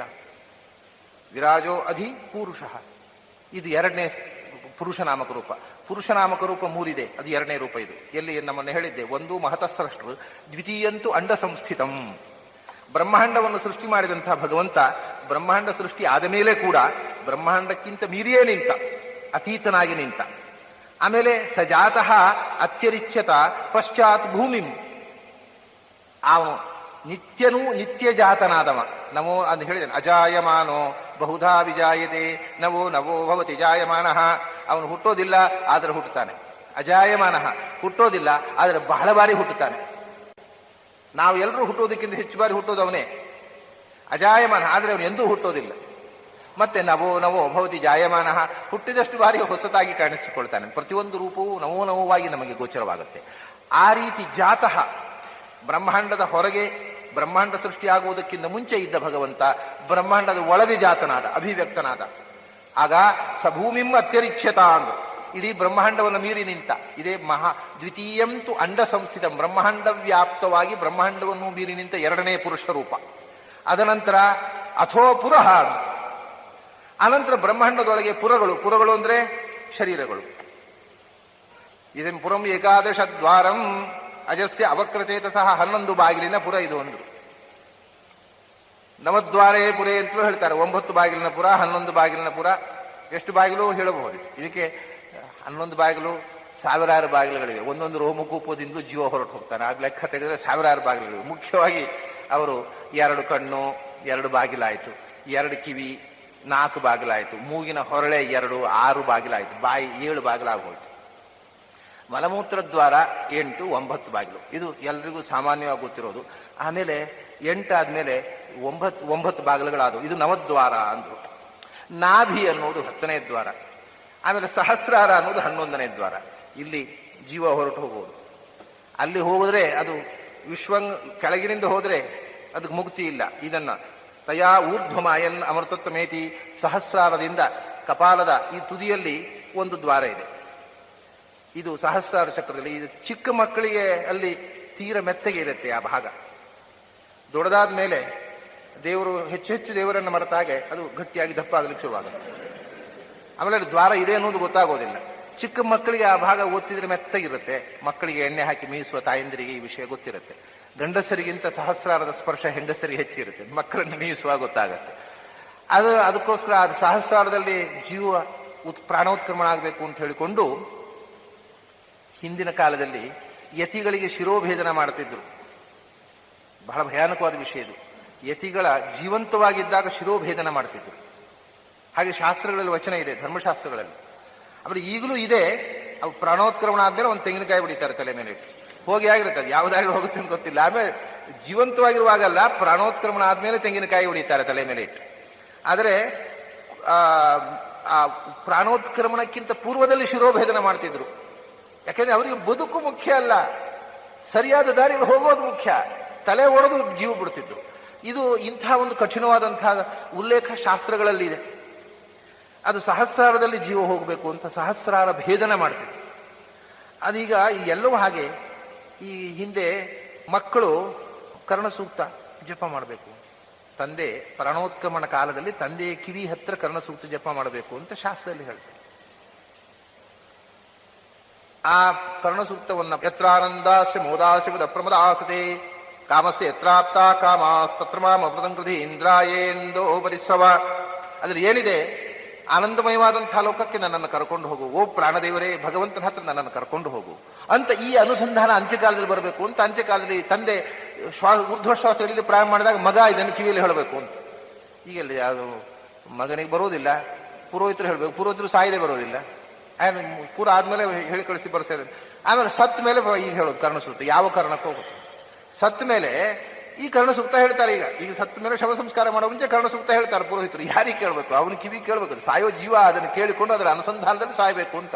ಇವೆಲ್ಲ ಎಷ್ಟು ವಿಕೃತ ಆಗಿದೆ ಹೋಗಿ. ನಮ್ಮ ರೂಢಿಗಳು ಸತ್ ಮೇಲೆ ಹೇಳ್ತಾರೆ ಈ ಮಂತ್ರವನ್ನ. ಅದ್ರ ಮೇಲೆ ಎಲ್ಲಿ ತನಕ ಬಂತು? ಸತ್ ಮೇಲೆ ಹೇಳೋ ಮಂತ್ರ ಅಂತ ಅದಕ್ಕೆ ಅಪವಾದ ಬಂತು. ಆಮೇಲೆ ಮನೆಯಲ್ಲಿ ಯಾರ ಬದುಕಿದ್ದಾಗ ಓದುವುದೇ ಇಲ್ಲ ಅದನ್ನು. ಕರ್ಣಸೂಕ್ತ ಮನೆಯಲ್ಲಿ ಓದುವುದೇ ಇಲ್ಲ. ಯಾಕಂದ್ರೆ ಯಾರೋ ಸಾಯ್ಬೇಕು ಅದು ಹೇಳ್ಬೇಕಾದ್ರೆ. ಇದೆಂಥ ಕಷ್ಟ ನೋಡಿ. ಕರ್ಣಸೂಕ್ತ ಹೇಳಬಾರದು, ಯಾಕಂದ್ರೆ ಸತ್ ಮೇಲೆ ಹೇಳೋದು ಅಂತ. ಕರ್ಣಸೂಕ್ತ ಅಮಂಗಳ, ಮನೆಯಲ್ಲಿ ಪಾಠ ಮಾಡೋದಿಲ್ಲ. ಮಹಾಮಾಂಗಲಿಕವಾದ ಮಂತ್ರ ಅದು. ಆಚಾರ ಸರ್ವಮೂಲದಲ್ಲಿ ಅದನ್ನು ಅನೇಕ ಬಾರಿ. ಏನು ಆನಂದ ಅದು! ಆನಂದ ಯತ್ರ ಆನಂದಾಶ್ಚ ಮೋದಾಶ್ಚ ಮುದ ಪ್ರಮದಾಸತೆ ಕಾಮಸ್ಯ ಯತ್ರ ಆಪ್ತಾಃ ಕಾಮಃ ತತ್ರ ಮಾಂ ಅಮೃತಂ ಪ್ರಧಿ ಇಂದ್ರಾಯೇಂದೋ ಪರಿಸ್ರವ. ಪವಮಾನದ ಕೊನೆಯೇ ಸೂಕ್ತ ಇದು. ಪವಮಾನದಲ್ಲಿ ಬಂದಿರತಕ್ಕಂಥದ್ದು. ಇದನ್ನು ಹೇಳೋದಿಲ್ಲ ಮನೆಯಲ್ಲಿ, ಪಾಠ ಹೇಳೋದಿಲ್ಲ, ಪಾರಾಯಣ ಮಾಡೋದಿಲ್ಲ. ಹೆಚ್ಚಿನ ಜನರು ಹೆದರಿಕೆ, ಯಾಕೆಂದ್ರೆ ಸಾವಿನ ಭಯ. ಎಲ್ಲ ಮನುಷ್ಯನ ಕಾಡೋ ಎಲ್ಲಿ ಸತ್ತು ಬಿಡ್ತೇವೆ ಹೇಳಿದ್ರೆ ಅಂತ. ಆದರೆ ಸತ್ವ ಹೇಳುವಂತಹದ್ದಲ್ಲ, ಅದು ಬದುಕಿರುವಾಗ ಹೇಳಬೇಕಾದ ಪರಮ ಮಾಂಗಲಿಕವಾದ ಮಂತ್ರ ಅದು. ಹೀಗೆ ಪುರಗಳು ಅಂತ ಅನ್ನೋದಕ್ಕೊಂದು ಈ 11 ಬಾಗಿಲುಗಳು, ಇದು 11ನೇ ಬಾಗಿಲು. ಹಾಗಾಗಿ 11 ಬಾಗಿಲಿನ ಪುರ, 9 ಬಾಗಿಲಿನ ಪುರ, ಹೀಗೆ ನಾನಾ ವಿಧವಾಗಿ ಹೇಳ್ತಾರೆ. ಅದನ್ನ ಪುರ ಅಂದ್ರೆ ಶರೀರಗಳು. ಹಾಗಾಗಿ ಅಥೋ ಪುರಃ ಅತ್ಯರಿಚ್ಯತ, ಮೊದಲು ಬ್ರಹ್ಮಾಂಡವನ್ನು ಸೃಷ್ಟಿ ಮಾಡಿದ ಪುರುಷ ರೂಪ. ಬ್ರಹ್ಮಾಂಡ ಸೃಷ್ಟಿ ಮಾಡಿದ ಮೇಲೆ ಭೂಮಿಂ, ಬ್ರಹ್ಮಾಂಡವನ್ನು ವ್ಯಾಪಿಸಿದಂತಹ ಪುರುಷ ರೂಪ. ದ್ವಿತೀಯಂತೂ ಅಂಡ ಸಂಸ್ಥಿತಂ. ಆಮೇಲೆ ಅಥವಾ ಪುರಃ, ಶರೀರಗಳನ್ನು ಪ್ರವೇಶಿಸಿದಂತಹ ಪುರುಷ ರೂಪ. ತೃತೀಯಂ ದೇಹಿನಾಂ ದೇಹೇ ಪುರುಷತ್ರಯ ಮೀರಿತಂ, ಎಲ್ಲ ದೇಹದೊಳಗೆ ಶರೀರದೊಳಗೆ ಅಂತರ್ಯಾಮಿಯಾಗಿರತಕ್ಕಂಥ ಶರೀರ ವ್ಯಾಪ್ತವಾದಂತಹ ಪುರುಷನಾಮಕ ರೂಪ. ಹೀಗೆ 3 ಭಗವಂತನ ರೂಪಗಳನ್ನ ಈ ಮಂತ್ರ ಹೇಳ್ತದೆ. ಬ್ರಹ್ಮಾಂಡ ಸೃಷ್ಟಿ ಮಾಡಿದ ಪುರುಷನಾಮಕ ರೂಪ, ಸೃಷ್ಟವಾದ ಬ್ರಹ್ಮಾಂಡದ ಒಳಗೆ ವ್ಯಾಪಿಸಿದೆ. ತತ್ ಸೃಷ್ಟ ತದೇವ ಅನುಪ್ರಾವಿಶತ್, ಬ್ರಹ್ಮಾಂಡ ಅಂತರ್ಗತವಾಗಿರತಕ್ಕಂತಹ ಪುರುಷನಾಮಕ ರೂಪ. ಬ್ರಹ್ಮಾಂಡದಲ್ಲಿರತಕ್ಕ ಒಂದೊಂದು ಜೀವದ ಶರೀರದ ಒಳಗೆ ಅಂತರ್ಯಾಮಿಯಾಗಿರತಕ್ಕ ಪುರುಷನಾಮಕ ರೂಪ. ಮೊದಲು ಭೂಮಿಮತ್ಯರಿಚಿತ ಅಥ ಪುರಃ ಶರೀರ. ಮೊದಲು ಬ್ರಹ್ಮಾಂಡವನ್ನು ಸೃಷ್ಟಿ ಮಾಡಿತು, ಆಮೇಲೆ ಭೂಮಿಯನ್ನು ವ್ಯಾಪಿಸಿತು. ಭೂಮಿಯಿಂದ ಬ್ರಹ್ಮಾಂಡ, ಭೂಮಿಯಿಂದ ಬರೇ ಭೂಮಿ ಅಂತಲ್ಲ, ಇಡೀ ಬ್ರಹ್ಮಾಂಡ. ಆಮೇಲೆ ಪುರಗಳನ್ನು, ಶರೀರಗಳನ್ನು ವ್ಯಾಪಿಸಿತು. ಪುರುಷತ್ರಯ ಸೃಷ್ಟಿಯಾಗಿ ಭಗವಂತನ 3 ರೂಪಗಳನ್ನು ಧಾರಣೆ ಮಾಡಿದ. ಅದಕ್ಕೆ ಸರಿಯಾಗಿ ಇಲ್ಲಿ ಬ್ರಹ್ಮಾಂಡ ಸೃಷ್ಟಿಯಾಗಿ ಬ್ರಹ್ಮದೇವರು ಸೃಷ್ಟಿಯಾಗು. ತಸ್ಮಾತ್ ವಿರಾಡ ಜಾಯತ, ಬ್ರಹ್ಮಾಂಡ ಸೃಷ್ಟಿಯಾಯಿತು. ಬ್ರಹ್ಮಾಂಡ ಸೃಷ್ಟಿಯಾದ್ಮೇಲೆ ವಿರಾಜೋ ಅಧಿ ಪೂರುಷಃ, ಇಲ್ಲಿ ಅಧಿ ಪೂರುಷಃ ಅನ್ನುವುದು ಬೇರೆ ಬೇರೆ ಶಬ್ದಗಳು, 2 ಪದಗಳಾಗಿ ಪದಪಾಠ. ಆದರೆ ಇಂದಿರಾ ಕೃಷ್ಣ ಮುಂತಾದ ಬೇರೆ ವ್ಯಾಖ್ಯಾನಕಾರರು ಮತ್ತು ವಾದಿರಾಜರು ಅಧಿಪುರುಷ ಅನ್ನೋದನ್ನು ಒಂದೇ ಶಬ್ದವಾಗಿ ಇಟ್ಟುಕೊಂಡಿದ್ದಾರೆ. ಅರ್ಥ ಹಾಗೂ ಮಾಡ್ಲಿಕ್ಕೆ ಬರ್ತದೆ, ಹೀಗೂ ಮಾಡ್ಲಿಕ್ಕೆ ಬರ್ತದೆ. ಯಾಕೆ ಒಂದೇ ಶಬ್ದವಾಗಿ ಇಟ್ಟುಕೊಂಡ್ರು ಅಂದ್ರೆ ಇದನ್ನು ತೋರಿಸುವುದಕ್ಕೋಸ್ಕರವೇ. ವೇದದಲ್ಲಿ ಹೇಳಿರತಕ್ಕಂತಹ ಪದಪಾಠ ಆ ಪದಪಾಠವೇ ಆಗಬೇಕು, ಬೇರೆ ರೀತಿ ಪದಪಾಠ ಮಾಡಬಾರದು ಅನ್ನುವುದು ಸರಿಯಲ್ಲ. ಅದೂ ಪದಪಾಠ ಹೌದು, ಇನ್ನೊಂದು ರೀತಿಯಿಂದ ಪದಪಾಠ ಮಾಡಬಹುದು ಅಂತ ತೋರಿಸುವುದಕ್ಕೋಸ್ಕರ ಅಷ್ಟೇ ವಾದಿರಾಜರು ಹಾಗೆ ಪದಪಾಠ ಬದಲಾಯಿಸಿದರು. ಅಧಿ ಮತ್ತು ಪುರುಷ ಅನ್ನೋದು ತಪ್ಪು ಅನ್ನುವ ಅರ್ಥದಿಂದ ಅವರು ಬಿಟ್ಟದ್ದಲ್ಲ. ಅಧಿಪುರುಷ ಅಂತ ಇಟ್ಟುಕೊಂಡ್ರು, ಅಧಿಪುರುಷ ಅಧಿಕ ಪುರುಷ, ಸಮಸ್ತ ಪದ ಇಟ್ಕೊಂಡ್ರು ಸುಂದರವಾದ ಅರ್ಥ ಆಗತ್ತೆ ಅನ್ನೋದಕ್ಕೋಸ್ಕರ ಆ ಪಾಠವನ್ನು ಇಟ್ಟುಕೊಂಡು ವ್ಯಾಖ್ಯಾನ ಮಾಡಿದ್ದಾರೆ. ಯಾವಾಗಲೂ ನಾವು ಪ್ರಾಚೀನ ಗ್ರಂಥಗಳಲ್ಲಿ ಒಂದು ಅರ್ಥ ಬರೆದ್ರೆ ಇನ್ನೊಂದು ಅರ್ಥ ಅಲ್ಲ ಅಂತ ಅರ್ಥ ಅಲ್ಲ, ಅದಕ್ಕೆ ಅವರ ಅರ್ಥಾಂತರ, ಈ ಅರ್ಥವನ್ನು ಅನುಸಂಧಾನ ಮಾಡಿ ಅನ್ನೋದಕ್ಕೋಸ್ಕರ ಬೇರೆ ಅರ್ಥ ಬರೀತಾರೆ. ಇದ್ದ ಅರ್ಥವನ್ನು ಬಿಟ್ಟು ಬೇರೆ ಅರ್ಥ ಬರೆದಾಗ ಕೆಲವು ಸಂದರ್ಭಗಳಲ್ಲಿ ಪ್ರಚಲಿತವಾದ ಅರ್ಥದಲ್ಲಿ ದೋಷ ಇದೆ ಅಂತ ಬೇರೆ ಅರ್ಥ ಬರೀಬಹುದು, ಕೆಲವು ಸಂದರ್ಭದಲ್ಲಿ ಪ್ರಚಲಿತವಾದ ಅರ್ಥದ ಜೊತೆಗೆ ಈ ಅರ್ಥವನ್ನು ಅನುಸಂಧಾನ ಮಾಡಿ ಅನ್ನೋದಕ್ಕೋಸ್ಕರ ಅರ್ಥಾಂತರ ಹೇಳ್ತಾರೆ. ಇದರ ವಿಶ್ಲೇಷಣೆ ಸ್ವಚ್ಛವಾಗಿರಬೇಕು, ತಿಳುವಳಿಕೆಯಿಂದ ನಾವು ಅದನ್ನು ಅರ್ಥ ಮಾಡಿಕೊಳ್ಬೇಕಾಗತ್ತೆ. ಅಧಿಪುರುಷ ಅಂದ್ರೆ, ಪುರುಷ ಅಂದ್ರೆ ಇಲ್ಲಿ ಪುರುಷರು ಅಂದ್ರೆ ಜೀವರು ಎಲ್ಲರೂ. ಆ ಪುರುಷರಲ್ಲಿ ಭಗವಂತನಿಂದ ಸೃಷ್ಟರಾದ ಪುರುಷರಲ್ಲಿ ಅಧಿಕ ಪುರುಷ ಯಾರು? ಚತುರ್ಮುಖ. ಬ್ರಹ್ಮಾಂಡ ಸೃಷ್ಟಿಯಾಯಿತು. ಬ್ರಹ್ಮಾಂಡ ಸೃಷ್ಟಿಯಾದ್ಮೇಲೆ ಬ್ರಹ್ಮಾಂಡ ಅಭಿಮಾನಿಯಾಗಿರ್ತಕ್ಕಂಥ ಚತುರ್ಮುಖನ ಸೃಷ್ಟಿಯಾಯಿತು. ಆ ಚತುರ್ಮುಖನಲ್ಲಿ ಬ್ರಹ್ಮಣಿ ಬ್ರಹ್ಮರೂಪೋಸವು, ಅವನಲ್ಲಿ ಇವನು ಪುರುಷ ಅಧಿಕ, ಬ್ರಹ್ಮನಿಂದ ಅಧಿಕನಾಗಿ ಬ್ರಹ್ಮನಿಗೆ ನಿಯಾಮಕನಾಗಿ ಅವನು ಭಗವಂತ ಬ್ರಹ್ಮನಾಮಕನಾಗಿ ಬ್ರಹ್ಮನಲ್ಲಿ ಪುನಃ ತಾನು ಕೂತ.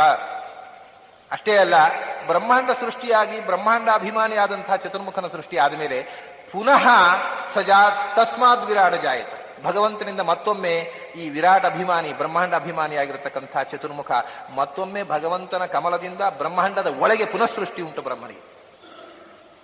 ಪುನಃ ವಿರಾಟ ಜಾಯತ ಸಹ ಪುನಃ ಪಶ್ಚಾತ್ ಜಾತಃ, ಬ್ರಹ್ಮಾಂಡ ಸೃಷ್ಟಿ ಆದ್ಮೇಲೆ ಮತ್ತೊಮ್ಮೆ ಚತುರ್ಮುಖನ ಸೃಷ್ಟಿ ನಾಭಿಕಮಲದಲ್ಲಿ. ಅಂದ್ರೆ ನಾಭಿಕಮಲ ಅಂದ್ರೆ ಬ್ರಹ್ಮಾಂಡವೇ.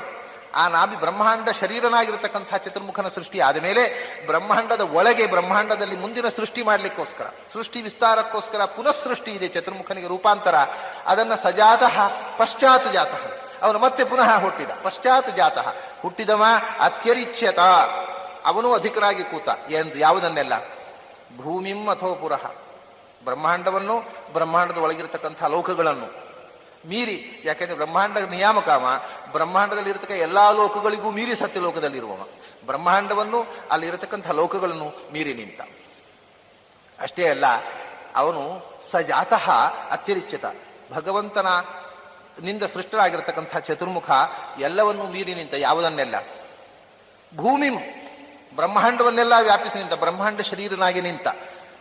ಹಾಗೆ ಪಶ್ಚಾತ್ ಅಥವಾ ಪುರಃ, ಪಶ್ಚಾತ್ ಪುರಃ, ಪಶ್ಚಾತ್ ಪುರಸ್ತಾಚ್, ಹಿಂದೆ ಮುಂದೆ ಮೇಲೆ ಕೆಳಗೆ ಎಲ್ಲ ಬ್ರಹ್ಮಾಂಡವನ್ನು ವ್ಯಾಪಿಸಿ ನಿಂತು ಬಿಟ್ಟ. ಪಶ್ಚಾತ್ ಪುರಃ, ಇದು ಎರಡು ಅವಯವಗಳು ನೋಡಿ. ಪುರಃ ಅಂದ್ರೆ ಪುರಗಳನ್ನು ಅಂತ ಅರ್ಥ ಹೇಳಿದೆ, ಪುರಃ ಅಂದ್ರೆ ಶರೀರಗಳು ಅಂತ ಹೇಳಿದೆ, ಪುರಃ ಅಂದ್ರೆ ಎದುರುಗಡೆ ಅಂತ ಅರ್ಥ. ಈಗ ಪುರಸ್ತಾತ್, ಪಶ್ಚಾತ್ ಅಂತ ಹಿಂದೆ ಇದೆ, ಪರಃ ಹಿಂದೆ ಮುಂದೆ ಮೇಲೆ ಕೆಳಗೆ ಎಲ್ಲ ಬ್ರಹ್ಮಾಂಡವನ್ನು ವ್ಯಾಪಿಸಿ ನಿಂತ ಯಾರು? ಚತುರ್ಮುಖ ಬ್ರಹ್ಮ. ಬ್ರಹ್ಮಾಂಡ ಶರೀರ. ಪಶ್ಚಾತ್ ಅಥೋ ಪುರಃ ಊರ್ಧ್ವಂ ಅಧಶ್ಚ, ಇಡೀ ಬ್ರಹ್ಮಾಂಡವನ್ನು ಮೇಲೆ ಕೆಳಗೆ ಹಿಂದೆ ಮುಂದೆ ವ್ಯಾಪಿಸಿ ಬ್ರಹ್ಮಾಂಡ ಶರೀರನಾಗಿ ನಿಂತ ಮೇಲೆ ಅಂಥ ವಿರಾಟ್ ಅಜಾಯತ, ಚತುರ್ಮುಖ ಹುಟ್ಟಿದ. ಚತುರ್ಮುಖನಿಂದ ಮುಂದೆ ವಿರಾಜೋ ಅಧಿಪುರುಷ, ಅದರಿಂದ ಚತುರ್ಮುಖನಿಂದ ಮತ್ತೆ ಪುರುಷ ಸೃಷ್ಟಿಯಾಯಿತು. ಪುರುಷನಾಮಕ ಭಗವಂತನಿಂದ ಚತುರ್ಮುಖ ಪುರುಷನ ಸೃಷ್ಟಿಯಾಯಿತು. ಅವನಿಗೆ ಸಂವತ್ಸರ ಪುರುಷ ಅಂತ ಹೆಸರು ಚತುರ್ಮುಖನಿಗೆ. ಅವನಿಂದ ಮತ್ತೆ 3 ಪುರುಷರ ಸೃಷ್ಟಿಯಾಯಿತು. ಯಾರವರು? ವೇದ ಪುರುಷ, ಛಂದಃ ಪುರುಷ, ಶರೀರ ಪುರುಷ. ವೇದ ಪುರುಷ ಅಂದ್ರೆ ಗರುಡ, ಛಂದೋ ಮಯೇನ ಗರುಡೇನ ಸಮುಹ್ಯಮಾನಃ. ಛಂದಃ ಪುರುಷ ಅಂದ್ರೆ ಅಕ್ಷರ ಸಮಾಮ್ನಾಯದ ನಿಯಾಮಕನಾಗಿರ್ತಕ್ಕಂಥ ಶೇಷ. ಶರೀರ ಪುರುಷ ಅಂದ್ರೆ ಶರೀರ ಪುರುಷ ಶಿವ, ಅವನಿಗೆ ತತ್ಪುರುಷ ಅಂತಲೇ ಹೆಸರು.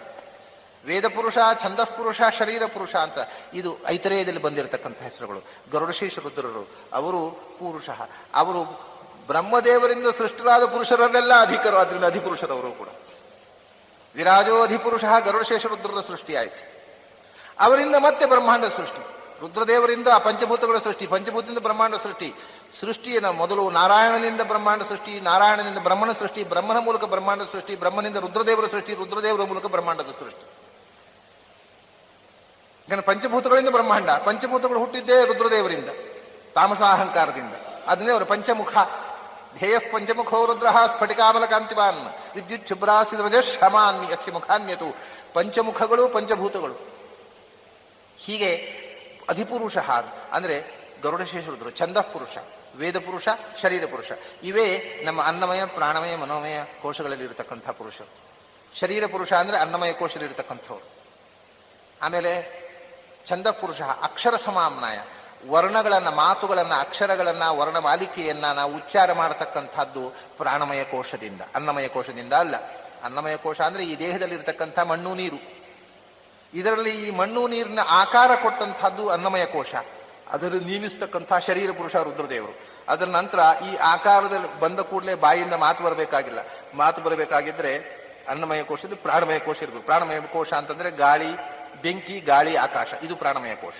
ಮಣ್ಣು ನೀರು ಅನ್ನಮಯ ಕೋಶ, ಬೆಂಕಿ, ಗಾಳಿ, ಆಕಾಶ ಇದು ಪ್ರಾಣಮಯ ಕೋಶ. ಆ ಶಬ್ದ ಬರಬೇಕಾಗಿದ್ರೆ ಒಳಗಿನಿಂದ ಮನಃ ಪ್ರಾಣಾಗ್ನಿಂ ಆಹಂತಿ. ಪ್ರಾಣಾಗ್ನಿ, ಅಗ್ನಿ, ಒಳಗಿರತಕ್ಕಂಥ ಪ್ರಾಣಾಗ್ನಿ ಜಾಗೃತವಾಗಬೇಕು. ಅದರಿಂದ ಗಾಳಿ, ನಾಭಿಯಿಂದ ಗಾಳಿ ಹೊರಡಬೇಕು. ಸಪ್ರೇರೇತಿ ಮಾರುತಂ, ಆ ಗಾಳಿ ಆಕಾಶ ಸ್ಪೇಸಿನ ಮೂಲಕ ಬಾಯಿಂದ ಹೊರಕ್ಕೆ ಬರಬೇಕು, ಆಗ ಶಬ್ದ ಬರುವುದು. ಅಂದ ಗಾಳಿ, ಬೆಂಕಿ, ಗಾಳಿ, ಆಕಾಶ ಪ್ರಾಣಮಯ ಕೋಶದಿಂದ ಶಬ್ದ ವರ್ಣಗಳ ಉಚ್ಚಾರ. ಅದಕ್ಕೆ ಅಭಿಮಾನಿಗಳು ಛಂದ ಪುರುಷ ಶೇಷದೇವರು. ಅನ್ನಮಯ ಕೋಶದಲ್ಲಿ ಶಿವ, ಪ್ರಾಣಮಯ ಕೋಶದಲ್ಲಿ ಶೇಷ. ಆಮೇಲೆ ವೇದ, ವೇದ ಪುರುಷ ಗರುಡ. ಅದು ಮನಸ್ಸು, ಅದಕ್ಕೆ ಮನೋಮಯ ಕೋಶ. ಯಾಕೆಂದ್ರೆ ವೇದ ವರ್ಣಗಳನ್ನು ಉಚ್ಚಾರ ಮಾಡುವಾಗ ಆ ವರ್ಣಗಳಿಗೆ ಒಂದು ಆನುಪೂರ್ವಿ ಬಂದು ಅರ್ಥಾನುಸಂಧಾನ ಬಂದು ಉಚ್ಚಾರ ಮಾಡಿದಾಗ ಅದು ವೇದ ಆಯಿತು. ಆ ಅರ್ಥಾನುಸಂಧಾನ ಅನ್ನೋದು ಮನನ, ಮನಸ್ಸು ಬುದ್ಧಿಗಳ ಕೆಲಸ.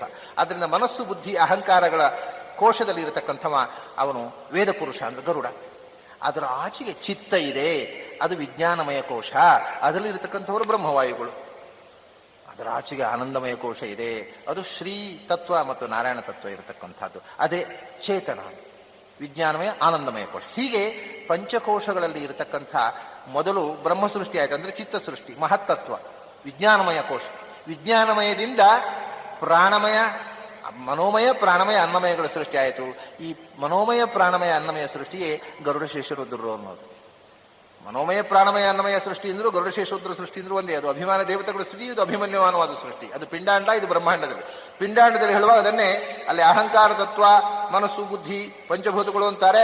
ಇಲ್ಲಿ ಅದನ್ನೇ ಮನೋಮಯ, ಪ್ರಾಣಮಯ, ಅನ್ನಮಯ ಅಂತೇಳಿ. ಹೀಗೆ ವಿರಾಜೋ ಅಧಿಪುರುಷ. ಅದಾದ ಮೇಲೆ ರುದ್ರದೇವರಿಂದ ಸೃಷ್ಟಿ ವಿಸ್ತಾರ ಆದಾಗ ಪುರುಷ, ರುದ್ರದೇವರಿಂದ ಪುನಃ ಪುರುಷ ಸೃಷ್ಟಿ ಆಯಿತು. ಯಾವ ಪುರುಷ? ಪುರುಷ ಅಂದ್ರೆ ಶರೀರ ಅಂತ ಅರ್ಥ. ಶರೀರಾಭಿಮಾನಿಯಾಗಿರ್ತಕ್ಕಂಥ ಇನ್ನೊಬ್ಬ ದೇವತೆಯ ಸೃಷ್ಟಿ ಆಯಿತು. ಅವನು ಸ್ವಯಂಭುವ ಮನು. ಅವನು ಕೂಡ ಅನಂತರ ಹುಟ್ಟತಕ್ಕಂಥ ಎಲ್ಲಾ ಮನುಕುಲಕ್ಕೆ ಮೂಲ ಪುರುಷನಾದ್ರಿಂದ ಅಧಿಪುರುಷ. ಸ್ವಯಂಭುವ ಮನುವಿನಿಂದ ಮನುಕುಲದ ಸೃಷ್ಟಿ ಆಯಿತು, ಮಾನವ ಸೃಷ್ಟಿ ಆಯಿತು. ಹೀಗೆ ಸೃಷ್ಟಿ ವಿಸ್ತಾರದ ಎಲ್ಲ ಮುಖಗಳನ್ನು ಈ ಒಂದು ಪಂಕ್ತಿ ಹೇಳಿಬಿಟ್ಟಿದೆ. ತಸ್ಮಾತ್ ವಿರಾಡ ಜಾಯತ ವಿರಾಜೋ ಅಧಿಪುರುಷಃ ಸ ಜಾತೋ ಅತ್ಯರಿಚ್ಯತ ಪಶ್ಚಾತ್ ಭೂಮಿಂ ಅಥೋ ಪುರಃ. ಸಜಾತಃ ಅಂದ್ರೆ ಭಗವಂತನೂ ಹೌದು, ಭಗವಂತನಿಂದ ಸೃಷ್ಟನಾದ ಚತುರ್ಮುಖನೂ ಹೌದು. ಇವರೆಲ್ಲರೂ ಇದನ್ನು ಅತ್ಯರಿಚ್ಯತ, ಬ್ರಹ್ಮಾಂಡವನ್ನು ಮೀರಿ ನಿಂತರು ರುದ್ರದೇವರು. ಯಾಕೆಂದ್ರೆ ರುದ್ರದೇವರ ನಂತರ ಬ್ರಹ್ಮಾಂಡ ಪುನಃ ವಿಸ್ತಾರ ಆದದ್ದು, ಪಂಚಭೂತಗಳ ಸೃಷ್ಟಿ. ಹೀಗೆ ಬ್ರಹ್ಮಾಂಡವನ್ನು ಮೀರಿ ನಿಂತ ತತ್ವಗಳಲ್ಲಿ ಗರುಡಶೇಷ ರುದ್ರರು ಸೇರಿದ್ದಾರೆ. ಆನಂತರ ಬ್ರಹ್ಮಾಂಡದ ಒಳಗೆ ಹೀಗೆ ಪಶ್ಚಾತ್ ಭೂಮಿಂ ಅಥೋ ಪುರಃ ಅನ್ನೋದಕ್ಕೆ ಇನ್ನೊಂದು ರೀತಿಯಿಂದ ಸ ಜಾತಃ, ಬ್ರಹ್ಮಾಂಡ ಸೃಷ್ಟಿಯಾದ ಮೇಲೆ ಪಶ್ಚಾತ್ ಜಾತಃ, ಅನಂತರ ಹುಟ್ಟಿರತಕ್ಕಂಥ ಚತುರ್ಮುಖ ತನ್ನಕ್ಕಿಂತ ಪೂರ್ವದಲ್ಲಿ ಸೃಷ್ಟವಾಗಿರತಕ್ಕಂಥ ಬ್ರಹ್ಮಾಂಡವನ್ನು ಮೀರಿ ನಿಂತ. ಭೂಮಿ ಅಂದ್ರೆ ಬ್ರಹ್ಮಾಂಡ, ಬ್ರಹ್ಮಾಂಡದಲ್ಲಿ ಇರತಕ್ಕಂಥ ಸಕಲ ಜೀವಜಾತ ಅಂತ ರಾಘವೇಂದ್ರ ಸ್ವಾಮಿಗಳ ಅರ್ಥ ಹೇಳ್ತಾರೆ. ಭೂಮಿ ಅಂದ್ರೆ ಭೂಮಿಯಲ್ಲಿ ಲೋಕಸ್ತು ಭುವನೇ ಜನೆ ಅಂತ.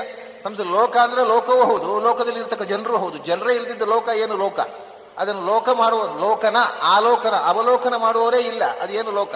ಯಾವುದು ನಮ್ಮ ಅವಲೋಕನೆಗೆ ಒಳಪಡುತ್ತೋ ಅದು ಲೋಕ. ಅದು ಲೋಕ ಅಂತ ಆಗ್ಬೇಕಾದ್ರೆ ಅದನ್ನು ಆಲೋಕನೆ ಮಾಡುವ ಒಂದು ಕಣ್ಣಿರಬೇಕು. ಕಣ್ಣಿಲ್ಲದೆ ಇದ್ರೆ ಲೋಚನ ಇಲ್ಲದೆ ಲೋಕ ಇಲ್ಲ. ಆದ್ರಿಂದ ಲೋಕ ಅಂದ್ರೆ ನಾವು ಇರುವಂತಹ ಲೋಕವೂ ಹೌದು, ಲೋಕದಲ್ಲಿ ಇರುವವರೂ ಲೋಕಗಳೇ ಅಂತ. ಲೋಚನ ಇಲ್ಲದೆ ಲೋಕ ಇಲ್ಲ. ಆದ್ರಿಂದ ಇಲ್ಲಿಯೂ ಅಷ್ಟೇ, ಭೂಮಿ ಅಂದ್ರೆ ಬರೇ ಭೂಮಿ ಅಲ್ಲ, ಬರಡು ಭೂಮಿ ಅಲ್ಲ. ಭೂಮಿಯಲ್ಲಿರ್ತಕ್ಕಂಥ ಜೀವಜಾತ ಅದು ಅವನಿಂದ ಪಶ್ಚಾತ್ ಹುಟ್ಟಿದ್ದು, ಅಥವಾ ಪುರಃ ಅವನಿಗಿಂತ ಮೊದಲು ಹುಟ್ಟಿದ್ದು ಬ್ರಹ್ಮಾಂಡ. ಹೀಗೆ ಈ ಮಂತ್ರವನ್ನ ನೀವು ಯಾವ ಬಗೆಯಿಂದ ಯೋಚನೆ ಮಾಡಿದರೆ ಸೃಷ್ಟಿಯ ಎಲ್ಲ ಮುಖಗಳನ್ನೂ ನಮ್ಮ ಮುಂದೆ ತೆರೆದಿಡತಕ್ಕಂಥ ಶಕ್ತಿ ಅದಕ್ಕಿದೆ. ಶಕ್ತಿ ಕಮ್ಮಿ ಆಗಿರೋದು ಮಂತ್ರಕ್ಕಲ್ಲ, ನಮಗೆ. ಮಂತ್ರ ಅದ್ರಲ್ಲಿ ಏನು ಅರ್ಥ ಇಲ್ಲ. ನೈಷ ಸ್ಥಾನೋರ ಅಪರಾಧ ಇದೇನ ಮಂಧೋನ ಪಶ್ಯತಿ ಅಂತ ಹೇಳ್ತಾನೆ ಯಾಸ್ಕ. ಕುರುಡನಿಗೆ ಕಂಬ ತೋರದೇ ಇದ್ರೆ ಕುರುಡನದ್ದೇ ತಪ್ಪು ಹೊರತು ಕಂಬದ್ದು ತಪ್ಪಲ್ಲ ಅಂತ. ಕಂಬಕ್ಕೆ ಹೋಗಿ ಡಿಕ್ಕಿ ಹೊಡ್ಕೊಂಡು ಅವನು ತಲೆ ಹೊಡ್ಕೊಂಡ್ರೆ ಅದಕ್ಕೆ ಏನು ಕಂಬ ಇರೋದು ತಪ್ಪೋ, ಕುರುಡನಿಗೆ ಕಣ್ಣಿಲ್ಲದೆ ಇರೋದು ತಪ್ಪೋ? ಹಾಗೆ ನಾವು ಕುರುಡರಾದ್ರೆ ವೇದ ಅರ್ಥ ಆಗದೆ ಇದ್ರೆ ಅದು ವೇದ ತಪ್ಪೇನು? ವೇದದ ಮಂತ್ರ ನಮಗೆ ಅರ್ಥ ಆಗದೆ ಇದ್ರೆ ಅದಕ್ಕೆ ವೇದ ಹೊಣೆ ಇಲ್ಲ, ನಾವೇ ಹೊಣೆಗಾರ. ನೈಷ ಸ್ಥಾನೋರ ಅಪರಾಧ ಇದೇನ ಮಂಧೋನ ಪಶ್ಯತಿ. ಸಹಜವಾಗಿ ಯಾವುದು ಎಳೆದು ಜಗ್ಗಿ ಏನೋ ಕೋಶದಿಂದ ಸ್ಪ್ಲಿಟ್ ಮಾಡಿ ಒಂದಕ್ಕೊಂದು ಅಕ್ಷರ ಆಚೆ ಈಚೆ ಮಾಡಿ ಕಷ್ಟಪಟ್ಟು ಅನ್ವಯ ಮಾಡಿ ಅರ್ಥ ಮಾಡುವುದಲ್ಲ. ತೀರ ಸಹಜವಾಗಿ ಶಾಸ್ತ್ರಗಳನ್ನು ಓದಿದ್ರೆ ಶಾಸ್ತ್ರದ ಪ್ರಮೇಯಗಳು ಒಂದೊಂದು ಪುರುಷ ಸೂಕ್ತ ಒಂದೊಂದು ಶಬ್ದದಲ್ಲಿ ಬಂದು ಕೂತ್ಕೊಳ್ತವೆ. ಒದ್ದಾಟ ಪಟ್ಟಲ್ಲ. ಏನು ಬೇಕು? ಶಾಸ್ತ್ರದ ಆಳವಾದ ಅಧ್ಯಯನ ಬೇಕಷ್ಟು ಮಾಡಿದರೆ ಒಂದೊಂದು ಪದದಲ್ಲೂ ತನ್ನಷ್ಟಕ್ಕೆ ಅರ್ಥಗಳು ಅರಳಿಕೊಂಡು ಬರ್ತವೆ. ಏನೂ ಪ್ರಯಾಸ ಇಲ್ಲದೆ ಸುಮ್ಮನೆ ವಸಂತ ಋತುವಿನಲ್ಲಿ ಹೂ ಅರಳಿದ ಹಾಗೆ ಅರ್ಥಗಳು ಅರಳಿಕೊಂಡು ಬರ್ತವೆ ಆ ಮಂತ್ರದಿಂದ. ತಸ್ಮಾತ್ ವಿರಾಡ ಜಾಯತ ವಿರಾಜೋ ಅಧಿಪುರುಷಃ ಸಜಾತೋ ಅಧಿಪೂರುಷಃ. ಇಲ್ಲಿಯೂ ದೀರ್ಘ ಇದೆ. ದೀರ್ಘ ಅನ್ನೋದು ಅವಧಾರಣೆಗೋಸ್ಕರ ಮತ್ತು ಶ್ರೇಷ್ಠತ್ವವನ್ನು ಒತ್ತಿ ಆ ಪೂರುಷಃ ಅನ್ನುವಲ್ಲಿ ಹೇಳಿರತಕ್ಕಂಥ ದೀರ್ಘದಿಂದ ಹೇಳಿರತಕ್ಕಂಥ ಉತ್ತಮತ್ವವನ್ನೇ ಅಧಿ ಅನ್ನುವುದು ಅಧಿಕ. ವಿರಾಜ ಅಧಿ ಅನ್ನೋದಕ್ಕೆ ಇನ್ನೊಂದು ಅರ್ಥ ವಿರಾಟ್ ಸೃಷ್ಟಿಯ ಅನಂತರ ಅಂತ. ಅಧಿ ಅಂದ್ರೆ ಅಥ ಅನ್ನುವ ಅರ್ಥದಲ್ಲೂ ಬಂದಿದೆ. ಅಧಿಕ ಅನ್ನುವ ಅರ್ಥ, ಆನಂತರ್ಯ ಅನ್ನುವ ಅರ್ಥ, ಎರಡರ್ಥದಲ್ಲೂ ಬಂದಿದೆ. ಈ ಮೇಲೆ ಇದರ ನಂತರ ಸಜಾತೋ ಅತ್ರಿಚಿತ ಪಶ್ಚಾತ್ ಭೂಮಿ ಮಥೋ ಪುರಃ ಅನ್ನುವಲ್ಲಿ ಅಥರ್ವವೇದದ ಪಾಠದಲ್ಲಿ ವಿಶೇಷ ವ್ಯತ್ಯಾಸ ಏನೂ ಇಲ್ಲ. ವಿರಾಟ್ ಅಗ್ರೇ ಸಮಭವತ್ ಅಷ್ಟೇ. ತಸ್ಮಾತ್ ವಿರಾಟ್ ಜಾಯತ ಅನ್ನುವಲ್ಲಿ ವಿರಾಟ್ ಅಗ್ರೇ ಸಮಭವತ್, ಎಲ್ಲ ಸೃಷ್ಟಿಗಿಂತ ಮೊದಲು ವಿರಾಟ್ ಸೃಷ್ಟಿ ಆಯಿತು. ಅಂದರೆ ಬ್ರಹ್ಮಾಂಡದ ಸೃಷ್ಟಿ ಆಯಿತು ಅಥವಾ ಚತುರ್ಮುಖನ ಸೃಷ್ಟಿ ಆಯಿತು. ಜೀವಜಾತದ ಸೃಷ್ಟಿಯಲ್ಲಿ ಅವನು ಪ್ರಥಮಜ. ಅದು ಅಹಮಸ್ಮಿ ಪ್ರಥಮಜ ಋತಸ್ಯ, ಅವನು ಪ್ರಥಮಜ. ಅದೇ ಬ್ರಹ್ಮಾದೇವಾನಾಂ ಪ್ರಥಮ ಸಂಬಭೂವ ವಿಶ್ವಸ್ಯ ಕರ್ತ ಭುವನಸ್ಯ ಗೋಪ್ತ. ಬ್ರಹ್ಮಾದೇವಾನಾಂ ಪ್ರಥಮ ಸಂಬಭೂವ, ಮೊಟ್ಟ ಮೊದಲು ಹುಟ್ಟಿದವ. ಮೊಟ್ಟ ಮೊದಲು ಯಾರಿಂದ ಹುಟ್ಟಿದ್ದು ಅಂತ ಹೇಳಲಿಲ್ಲ, ಪ್ರಥಮ ಸಂಬಭೂವ ಅಂತ ಹೇಳಿದ್ದಾರೆ. ಮೊಟ್ಟ ಮೊದಲು ಹುಟ್ಟಿದ ಅಂತ ಇಲ್ಲ, ಸಂಬಭೂವ ಅಂತ ಹೇಳಿದ್ದಾರಲ್ಲ, ಬಭೂವ ಅಂತ ಹೇಳಲಿಲ್ಲ. ಬ್ರಹ್ಮಾದೇವಾನಾಂ ಪ್ರಥಮ ಬಭೂವ ಅಂತ ಹೇಳಲಿಲ್ಲ. ಮತ್ತೇನು ಹೇಳಿದ್ರು? ಬ್ರಹ್ಮಾದೇವಾನಾಂ ಪ್ರಥಮ ಸಂಬಭೂವ ಅಂತ. ಅಂತ ಯಾಕೆ ಹೇಳಿದ್ರು? ಅದಕ್ಕೆ ಆಚಾರ್ಯ ಭಾಷ್ಯ ಬರೆದರು. ಬ್ರಹ್ಮ ವಿಷ್ಣೋಹೋ ಬ್ರಹ್ಮ ಅಗ್ರಜ ಸುತಃ, ಮೊದಲು ಹುಟ್ಟಿದ್ದು ವಿಷ್ಣುವಿನಿಂದ ಅಂತ. ಅದೆಲ್ಲಿ ಉಂಟಲ್ಲ? ಅಂತ ಉಂಟಲ್ರಿ. ಅಂದ್ರೆ ಏನು? ಅಕಯ ಪ್ರವಿಸಂಭೂಮ ಸಖಹಾಹ ವಿಷ್ಣುವಾಚಕಾಹ ಆಹ ಇತಿ ಬ್ರಹ್ಮ. ಅನ್ನೋದು ವಿಷ್ಣುವಿನ ಹೆಸರು ಅಂತ ಕೋಶ. ಸಂಬಭೂವ ಅಂದ್ರೆ ವಿಷ್ಣುವರ ಬಭುವೆ ಇತ್ಯರ್ಥ. ಮೊದಲು ಹುಟ್ಟಿದ ಯಾರಿಂದ? ಸಂ ಅಂದ್ರೆ SOMEN, ಸಮಥಿಂಗ್ ಅಲ್ಲ. ಈಸ್ ವಿಷ್ಣು. ಸಂಬಭೂವ ಅಂದ್ರೆ ವಿಷ್ಣುವಿನಿಂದ ಹುಟ್ಟಿದ. ಬ್ರಹ್ಮಾದೇವಾನಾಂ ಪ್ರಥಮ ಸಂಬಭೂವ. ಶಬ್ದವಾಚ್ಯನಾದಂತಹ ಭಗವಂತರಿಂದ ಬ್ರಹ್ಮ ಮೊಟ್ಟ ಮೊದಲು ಹುಟ್ಟಿದ. ಅದೇನೆ ತಸ್ಮಾತ್ ವಿರಾಟ್ ಅಗ್ರೇ ಸಮಭವತಿ. ಅಗ್ರೆ ಎಲ್ಲ ಸೃಷ್ಟಿಗಿಂತ ಮೊದಲು ಆದಿ ಜೀವ, ಅವನಿಗೆ ಹೆಸರೇ ವಿರಾಟ್ ಪುರುಷ ಅಂತ. ಅದನ್ನೇ ವಿರಾಟ್ ಪುರುಷ, ಆದಿಜೀವ, ಹಿರಣ್ಯಗರ್ಭ, ಮುಖ್ಯ ಪ್ರಾಣ, ಈ ಎಲ್ಲ ಶಬ್ದಗಳು ಪರ್ಯಾಯ ಶಬ್ದಗಳು ವೇದದಲ್ಲಿ. ಅವನು ಪ್ರಾಣಗಳಿಗೆಲ್ಲ ಮುಖ್ಯ, ಜೀವಕಲಾಭಿಮಾನಿ. ಷೋಡಶಿ ಕಲಾ, 16 ಕಲೆಗಳಲ್ಲಿ 16ನೇ ಕಲೆ ಜೀವ ನಿಯಾಮಕವಾಗಿ, ಜೀವ ಅಭಿಮಾನಿಯಾಗಿರತಕ್ಕಂಥ ತತ್ವ, ಸರ್ವಜೀವ ನಿಯಾಮಕವಾಗಿರತಕ್ಕಂಥದ್ದು ಆದಿಜೀವ. ಇದು ವೈದಿಕ ಸಾಹಿತ್ಯದಲ್ಲಿ ಇವೆಲ್ಲ ಶಬ್ದಗಳು ಪರ್ಯಾಯವಾಗಿದೆ. ವಿರಾಟ್ ಪುರುಷ, ಆದಿಜೀವ, ಹಿರಣ್ಯಗರ್ಭ, ಮುಖ್ಯ ಪ್ರಾಣ, ಇವು ಪರ್ಯಾಯ ಶಬ್ದಗಳಾಗಿ ಬಳಸಿದ್ದಾರೆ. ಪ್ರಾಣ ಅನ್ನುವ ಶಬ್ದ ವೇದದಲ್ಲಿ ಬ್ರಹ್ಮನಿಗೆ ಬೇಕಾದಷ್ಟು ಬಾರಿ, ಮುಖ್ಯ ಪ್ರಾಣ ಅನ್ನೋದನ್ನ ಪುರಾಣಗಳಲ್ಲಿ ಹೆಚ್ಚು ಈ ಪ್ರಾಣ ಶಬ್ದ, ಪ್ರಾಣತತ್ವದ ಉಲ್ಲೇಖ ವೇದಗಳಲ್ಲಿ ಬಂದಿರುವುದು ಬಹಳ ವಿಸ್ತಾರ. ಆಮೇಲೆ ಅಲ್ಲಿಂದ ಮುಂದೆ ಇವಾಗ ಪುರುಷ ಶಬ್ದ ಪ್ರಥಮಾಂತವಾಗಿ ಈ 5 ಮಂತ್ರಗಳಲ್ಲಿ ಬಂತು. ಈ 5 ಮಂತ್ರಗಳು ಒಂದು ವರ್ಗ, ಮೊದಲನೆಯ ವರ್ಗ. ಯಜುರ್ವೇದದಲ್ಲಿ ವರ್ಗ ವಿಭಾಗ ಇಲ್ಲ, ಯಾಕೆಂದ್ರೆ ಅಲ್ಲಿ 5, 5, 6 3 ವರ್ಗಗಳು ಅಂತ ಋಗ್ವೇದದಲ್ಲಿ ವಿಭಾಗ. ಅಲ್ಲಿ 18 ಮಂತ್ರಗಳು ಒಟ್ಟಿಗೆ ಒಂದು ಅನುವಾಕ. ಯಜುರ್ವೇದದಲ್ಲಿ ವರ್ಗ ವಿಭಾಗ ಇಲ್ಲ, 18 ಮಂತ್ರಗಳು ಒಟ್ಟಿಗೆ ಒಂದು ಅನುವಾಕ. ಅದು ತೈತ್ತಿರಿಯ ಆರಣ್ಯಕದಲ್ಲಿ 3ನೆಯ ಆರಣ್ಯಕ, 3ನೆಯ ಭಾಗ, 3ನೆಯ ಪ್ರಪಾಠಕದಲ್ಲಿ 12ನೇ ಅನುವಾಕ ಪೂರ್ಣ ಸೂಕ್ತ ಅಂದ್ರೆ. ಅಲ್ಲಿಂದ ನೀವು ಮುಂದಕ್ಕೆ ಹೋದರೆ 7, 8, 9ನೇ ಆರಣ್ಯಕದ ಖಂಡಗಳು ತೈತ್ತಿರಿಯ ಉಪನಿಷತ್ತು. ಅದೇ 3 ವಲ್ಲಿಗಳು, ಭೃಗುವಲ್ಲಿ, ಆನಂದವಲ್ಲಿ ಅಂತೇನು ಹೇಳ್ತೀವಿ. ಇದು 7, 8, 9ನೆಯ ಖಂಡಗಳು. ಆಮೇಲೆ ಅದರ ಕೊನೆಯ 10ನೆಯ ಖಂಡವೇ ಮಹಾನಾರಾಯಣ ಉಪನಿಷತ್ತು. ಹಾಗಾಗಿ ತೈತ್ರಿಯ ಉಪನಿಷತ್ತಿನ ಮುಂದುವರಿಕೆಯೇ ಮಹಾನಾರಾಯಣ ಉಪನಿಷತ್ತು. ಹೀಗೆ 2 ಉಪನಿಷತ್ತುಗಳು. ಅದನ್ನ ತೈತ್ರಿಯ ಉಪನಿಷತ್ತನ್ನ ಸಂಹಿತಾ ಉಪನಿಷತ್ತು ಅಂತಲೂ, ನಾರಾಯಣ ಉಪನಿಷತ್ತನ್ನು ಯಾಜ್ಞಿಕಿ ಉಪನಿಷತ್ತು ಅಂತಲೂ ಕರೀತಾರೆ. 2 ಉಪನಿಷತ್ತುಗಳು ಇದು. ಯಜುರ್ವೇದದ 2 ಉಪನಿಷತ್ತುಗಳು, ಋಗ್ವೇದದ 2 ಉಪನಿಷತ್ತುಗಳು, ಹಾಗೆ ಸಂಹಿತಾ ಉಪನಿಷತ್ತು, ಆತ್ಮೋಪನಿಷತ್ತು ಅಂತ ಅದು 2 ಒಟ್ಟಿಗೆ ಸೇರಿ ಮಹೈತರೆಯ ಉಪನಿಷತ್ತಾಗಿದೆ. ಇದು ಋಗ್ವೇದದ 2 ಉಪನಿಷತ್ತುಗಳು, ಸಂಹಿತೋಪನಿಷತ್ತು, ಆತ್ಮೋಪನಿಷತ್ತು, ಅದು 2 ಒಟ್ಟಿಗೆ ಮಹೈತರೆಯ.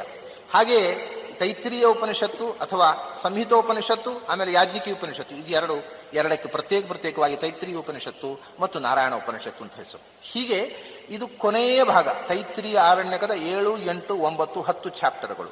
3ನೇ ಚಾಪ್ಟರ್ನಲ್ಲಿ 12ನೇ ಅನುವಾಕವಾಗಿ ಪುರುಷ ಸೂಕ್ತ ಬಂದಿದೆ. ಅಲ್ಲಿ 18 ಮಂತ್ರಗಳು ಒಟ್ಟಿಗೆ ಒಂದು ಅನುವಾಕ. ಅದರಲ್ಲಿ ಅಕ್ಷರಗಳ ಮತ್ತು ಶಬ್ದಗಳ ಸಂಖ್ಯೆ ಮಾಡಿ ಸಂಖ್ಯೆ ಹಾಕ್ತಾರೆ ಅದಕ್ಕೆ ವಿಭಾಗ, ಹೊರತು ಇದು ಸೂಕ್ತ ಆ ವರ್ಗ ವಿಭಾಗ ಅನ್ನೋದು ಋಗ್ವೇದಕ್ಕೆ, ಯಾಕಂದ್ರೆ ಅಷ್ಟಕ, ಅಧ್ಯಾಯ, ವರ್ಗ ಅಂತ ಇದು ಋಗ್ವೇದಕ್ಕೆ ಸಂಬಂಧಪಟ್ಟ ವಿಭಾಗ. ಯಜುರ್ವೇದದಲ್ಲಿ ವರ್ಗ ವಿಭಾಗ ಇಲ್ಲ. ಅಷ್ಟಕ, ಅಧ್ಯಾಯ, ವರ್ಗ, ಅನುವಾಕ, ಮಂಡಲ, ಸೂಕ್ತ, ಇದು ಋಗ್ವೇದದ ವಿಭಾಗ. ಯಜುರ್ವೇದದಲ್ಲಿ ಈ ವಿಭಾಗ ಇಲ್ಲ. ಒಂದು ಋಗ್ವೇದದ ಪ್ರಕಾರ ಒಂದು ವರ್ಗ ಮುಗಿದ, 5 ಮಂತ್ರಗಳು ಮುಗಿದುವಿಲ್ಲ. 6ನೇ ಮಂತ್ರದಿಂದ 2ನೇ ವರ್ಗ ಪ್ರಾರಂಭ. ಯತ್ ಪುರುಷೇಣ ಹವಿಷಾ ದೇವಾ ಯಜ್ಞಮತನ್ವತ ವಸಂತೋ ಅಸ್ಯಾಸೀದಾಜ್ಯಂ ಗ್ರೀಷ್ಮ ಯುಧ್ಮ ಶರದ್ಧವಿಹಿ ಅಂತಕ್ಕಂಥದ್ದು 6ನೇ ಮಂತ್ರ. ಇಲ್ಲಿ ಪುರುಷ ಶಬ್ದ ಪ್ರಥಮಾಂತವಾಗಿ ಪ್ರಥಮ ವರ್ಗದಲ್ಲಿ ಪೂರ್ತಿ ಪುರುಷ ಶಬ್ದ ಬಂದಿದೆ. ಅದು ತೃತೀಯಾಂತವಾಗಿ ಇಲ್ಲೇ ಪ್ರಥಮ ಬಾರಿ ಬರ್ತಾ ಇದೆ. ಋಗ್ವೇದದಲ್ಲೇ ಪ್ರಥಮ ಬಾರಿ ಪುರುಷೇಣ ಶಬ್ದ ತೃತೀಯಾಂತವಾಗಿ ಇಡೀ ಋಗ್ವೇದದಲ್ಲಿ, ಪುರುಷ ಸೂಕ್ತದಲ್ಲೂ ಪ್ರಥಮ ಬಾರಿ, ಇಡೀ ಋಗ್ವೇದದಲ್ಲಿ ಮೊದಲ ಬಾರಿ ಬರ್ತದೆ. ಆಮೇಲೆ ವಸಂತಃ ಅಸ್ಯಾಸೀದಾಜ್ಯಂ ಗ್ರೀಷ್ಮ ಯುಧ್ಮ ಶರತ್ ಹವಿಹಿ. ವಸಂತ, ಗ್ರೀಷ್ಮ, ಶರತ್ ಈ ಋತುಗಳ ಹೆಸರು ಇಡೀ ಋಗ್ವೇದದಲ್ಲಿ ಒಂದೇ ಬಾರಿ ಬಂದದ್ದು ಪುರುಷ ಸೂಕ್ತ ಮಾತ್ರ. ಇನ್ನೊಮ್ಮೆ ಈ ಋಗ್ವೇದದಲ್ಲಿ 3 ಶಬ್ದಗಳು ಬಂದಿಲ್ಲ. ವಸಂತ, ಗ್ರೀಷ್ಮ, ಶರತ್. ಆಜ್ಯಂ ಅನ್ನುವ ಶಬ್ದ ಋಗ್ವೇದದಲ್ಲಿ ಮುಂದೆ ಬರುತ್ತೆ, ಈ ತನಕ ಬರಲಿಲ್ಲ, ಇದೇ ಶುರು ಬರುತ್ತೆ. ಆಜ್ಯಂ ಅನ್ನುವ ಶಬ್ದ ಪುರುಷ ಸೂಕ್ತಲ್ಲೇ ಮೊದಲು ಪ್ರಯೋಗ ಆದದ್ದು. ಇವೆಲ್ಲ ವಿಚಿತ್ರಗಳಿದೆ ಪುರುಷ ಸೂಕ್ತ. ಏನಿದೆ,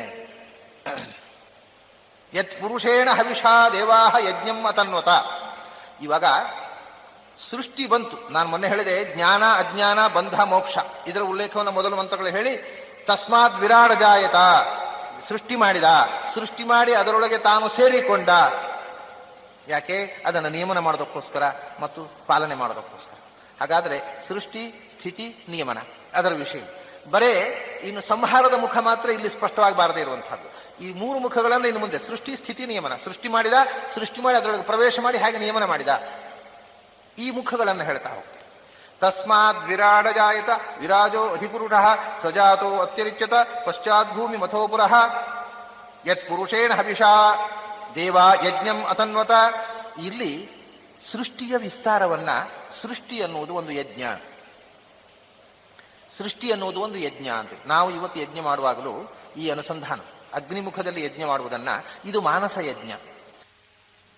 ಯತ್ ಪುರುಷೇಣ ಹವಿಷಾ ದೇವ ಯಜ್ಞವತನ್ವತ. ದೇವತೆಗಳು ಯಜ್ಞ ಮಾಡಿದರು. ದೇವತೆಗಳು ಅಂದ್ರೆ ಬ್ರಹ್ಮನೂ ಯಜ್ಞ ಮಾಡಿದ, ಮಾನಸ ಯಜ್ಞ. ದೇವತೆಗಳು ಮಾಡಿದರು. ಎಲ್ಲರೂ ಯಜ್ಞ ಮಾಡುವಾಗ ಅಲ್ಲಿ ಅಬದ್ಧನನ್ನು ಪುರುಷಂ ಪಶುಂ ಅಂತ ಹೇಳ್ತಾರೆ. ಪುರುಷನನ್ನೇ ಪಶುವಾಗಿ ಕೊಟ್ಟರು. ಇದು ಪುರುಷ ಮೇಧ, ಇದು ಹಯಮೇಧ, ಅಶ್ವಮೇಧ, ಇದು ನರಮೇಧ. ಅಂದರೆ ನಾವು ನಮ್ಮನ್ನೇ ಭಗವಂತನಿಗೆ ಅರ್ಪಿಸಿಕೊಳ್ಳುವುದುಂಟಲ್ಲ ಮಾನಸ ಯಜ್ಞದಲ್ಲಿ. ಅದು ಏನು, ನಮ್ಮನ್ನೇ ಪಶುವಾಗಿ ಅರ್ಪಿಸುವುದು ಅಂದ್ರೆ ನಮ್ಮ ಪಶುತ್ವವನ್ನ ಭಗವಂತನಿಗೆ ಅರ್ಪಿಸುವುದು. ನಾನು ಅನ್ನೋ ಯುಗವನ್ನು ಕಳ್ಕೊಳ್ಳೋದು, ನಮ್ಮಲ್ಲಿರತಕ್ಕ ಪಶುತ್ವವನ್ನು ಕಳ್ಕೊಳ್ಳೋದು, ಇದೇ ನರಮೇಧ. ಹೋಗಿ ತಲೆ ಕಡ್ಕೊಳ್ಳೋದಲ್ಲ. ಅದನ್ನ ಅಬದ್ಧನನ್ನು ಪುರುಷಂ ಪಶುಂ ಅಂತ ಹೇಳ್ತಾರೆ. ಇದನ್ನ ಯಜ್ಞ ಅನ್ನೋದಕ್ಕೆ ಮಾನಸ ಯಜ್ಞ ಅಂತ ಅರ್ಥ ಮಾಡಬಹುದು. ಅಂದರೆ ಇಲ್ಲಿ ಯಜ್ಞಂ ಅನ್ನೋದನ್ನ ಇನ್ನೊಂದು ರೀತಿಯಿಂದ ವ್ಯಾಖ್ಯಾನ ಮಾಡ್ತಾರೆ ವಾದಿರಾಜರು. ಕ್ರಿಯಾವಿಶೇಷಣ ಅಂತ ಹೇಳ್ತಾರೆ. ಯಜ್ಞಂ ಅನ್ನೋದು ಯಜ್ಞಮಿವ ಯಜ್ಞಂ. ಯಜ್ಞ ಯಥಾ ಭವತಿ ತಥಾ. ಅಂದ್ರೆ ಹೊರಗಿನ ಯಜ್ಞ ಹೇಗೋ ಹಾಗೆ ಮಾಡಿದ್ರು, ಒಳಗಿನ ಯಜ್ಞ ಮಾಡಿದ್ರು ಅಂತ ಅರ್ಥ. ಅಂದ್ರೆ ಮಾನಸ ಯಜ್ಞ ಅನ್ನೋದನ್ನ ಅರ್ಥವನ್ನೇ ಇನ್ನೊಂದು ರೀತಿಯಿಂದ ಯಜ್ಞದ ಹಾಗೆ, ಅಂದ್ರೆ ಹೊರಗಿನ ಯಜ್ಞ ಹೇಗೋ ಹಾಗೆಯೇ ಒಳಗೆ. ನೀವು ಕಣ್ಣು ಮುಚ್ಚಿ ಕೂತ್ರೆ ಒಳಗಿಂದ ಅಗ್ನಿ ಕುಂಡ ಕಾಣಬೇಕು, ಒಳಗಿನಿಂದ ನೀವು ಕಾಣಬೇಕು, ನಿಮಗೆ ನಿಮ್ಮ ಕೈಯಲ್ಲಿ ಆ ಸುರುವೆ ಕಾಣಬೇಕು, ಆ ತುಪ್ಪ ಸುರಿಯುವುದು ಎಲ್ಲವನ್ನು ವಿಶುವಲೈಸ್ ಮಾಡಬಹುದು ಒಳಗಿನಿಂದ. ಅಂದ್ರೆ ಹೊರಗಿನ ಯಜ್ಞ ಹೇಗೋ ಹಾಗೆಯೇ ಒಳಗಿನ ಯಜ್ಞ ಅಂತ. ಯಜ್ಞ ಯಥಾಭವತಿ ತಥೇತಿ ಕ್ರಿಯಾವಿಶೇಷಣಂ ಅಂತ ಹೇಳ್ತಾರೆ. ಹಾಗೆ ಮಾಡದೆ ಯಜ್ಞ ಶಬ್ದಕ್ಕೆ ಮಾನಸ ಯಜ್ಞ ಅಂತ ಅರ್ಥ ಮಾಡಬಹುದು. ಇದು ಒಂದು ರೀತಿ, ಒಂದು ಹೊಸ ರೀತಿಯ ಅರ್ಥಾನುಸಂಧಾನಕ್ಕೆ ಅವಕಾಶ ಮಾಡಿಕೊಡ್ತಾರೆ ಅಷ್ಟೆ. ದೇವಾಹ ಯಜ್ಞಮ್ಮ ತನ್ವತ. ದೇವತೆಗಳು ಯಜ್ಞ ಮಾಡಿದರು ಅಂದ್ರೆ ಮನಸ್ಸಿನಲ್ಲಿ ಧ್ಯಾನ ಮಾಡಿದರು. ಯಜ್ಞ ಅಂದ್ರೆ ಏನು ಗೊತ್ತೋ? ಯಜ್ಞ ಅಂದ್ರೆ ಅಗ್ನಿಕುಂಡದಲ್ಲಿ ತುಪ್ಪ ಸುರಿಯೋದು, ಹವಿಸ್ಸು, ಆಹುತಿ ಕೊಡೋದು ಇಷ್ಟೇ ಅಲ್ಲೇ ಅಲ್ಲ. ಯಜ್ಞ ಅಂತಂದ್ರೆ ಯಜದೇವ ಪೂಜಾಯಾಮ್, ಯಜದೇವ ಪೂಜಾಯಾಮ್, ಯಜ ಸಂಗತೌ,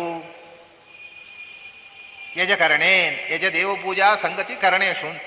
ಯಜ್ಞ ಅಂದ್ರೆ ಮನಸ್ಸು, ನಮ್ಮ ಮನಸ್ಸಿನ ಮೂಲಕ ಜೀವ ಭಗವಂತ ಒಂದಕ್ಕೊಂದು ಹತ್ತಿರವಾಗುವುದು. ಅಂದ್ರೆ ಮಾನಸಿಕವಾಗಿ ಭಗವಂತನನ್ನು ಸೇರುವುದು, ಸಂಗತಿ, ಸಮಾಗಮ. ಮಾನಸಿಕವಾಗಿ ಜೀವ ಮತ್ತು ಈಶ್ವರರ ಸಮಾಗಮ, ಮಾನಸಿಕವಾಗಿ ಒಬ್ಬರನ್ನೊಬ್ಬರು ಮುಟ್ಟುವುದು, ಮಾನಸಿಕವಾಗಿ ನಾವು ಭಗವಂತನನ್ನು ಮುಟ್ಟುವುದು. ಅಂದ್ರೆ ಮನಸ್ಸಿನಲ್ಲಿ ಭಗವಂತನನ್ನು ಧ್ಯಾನ ಮಾಡುವುದು, ಅದೇ ಯಜ್ಞ. ಯಜ ದೇವ ಪೂಜಾಯಂ, ದೇವರನ್ನು ಪೂಜೆ ಮಾಡುವುದು ಅಥವಾ ದೇವರ ಸಂಗಮ, ಮಾನಸಿಕವಾಗಿ ದೇವರ ಸಂಗಮ.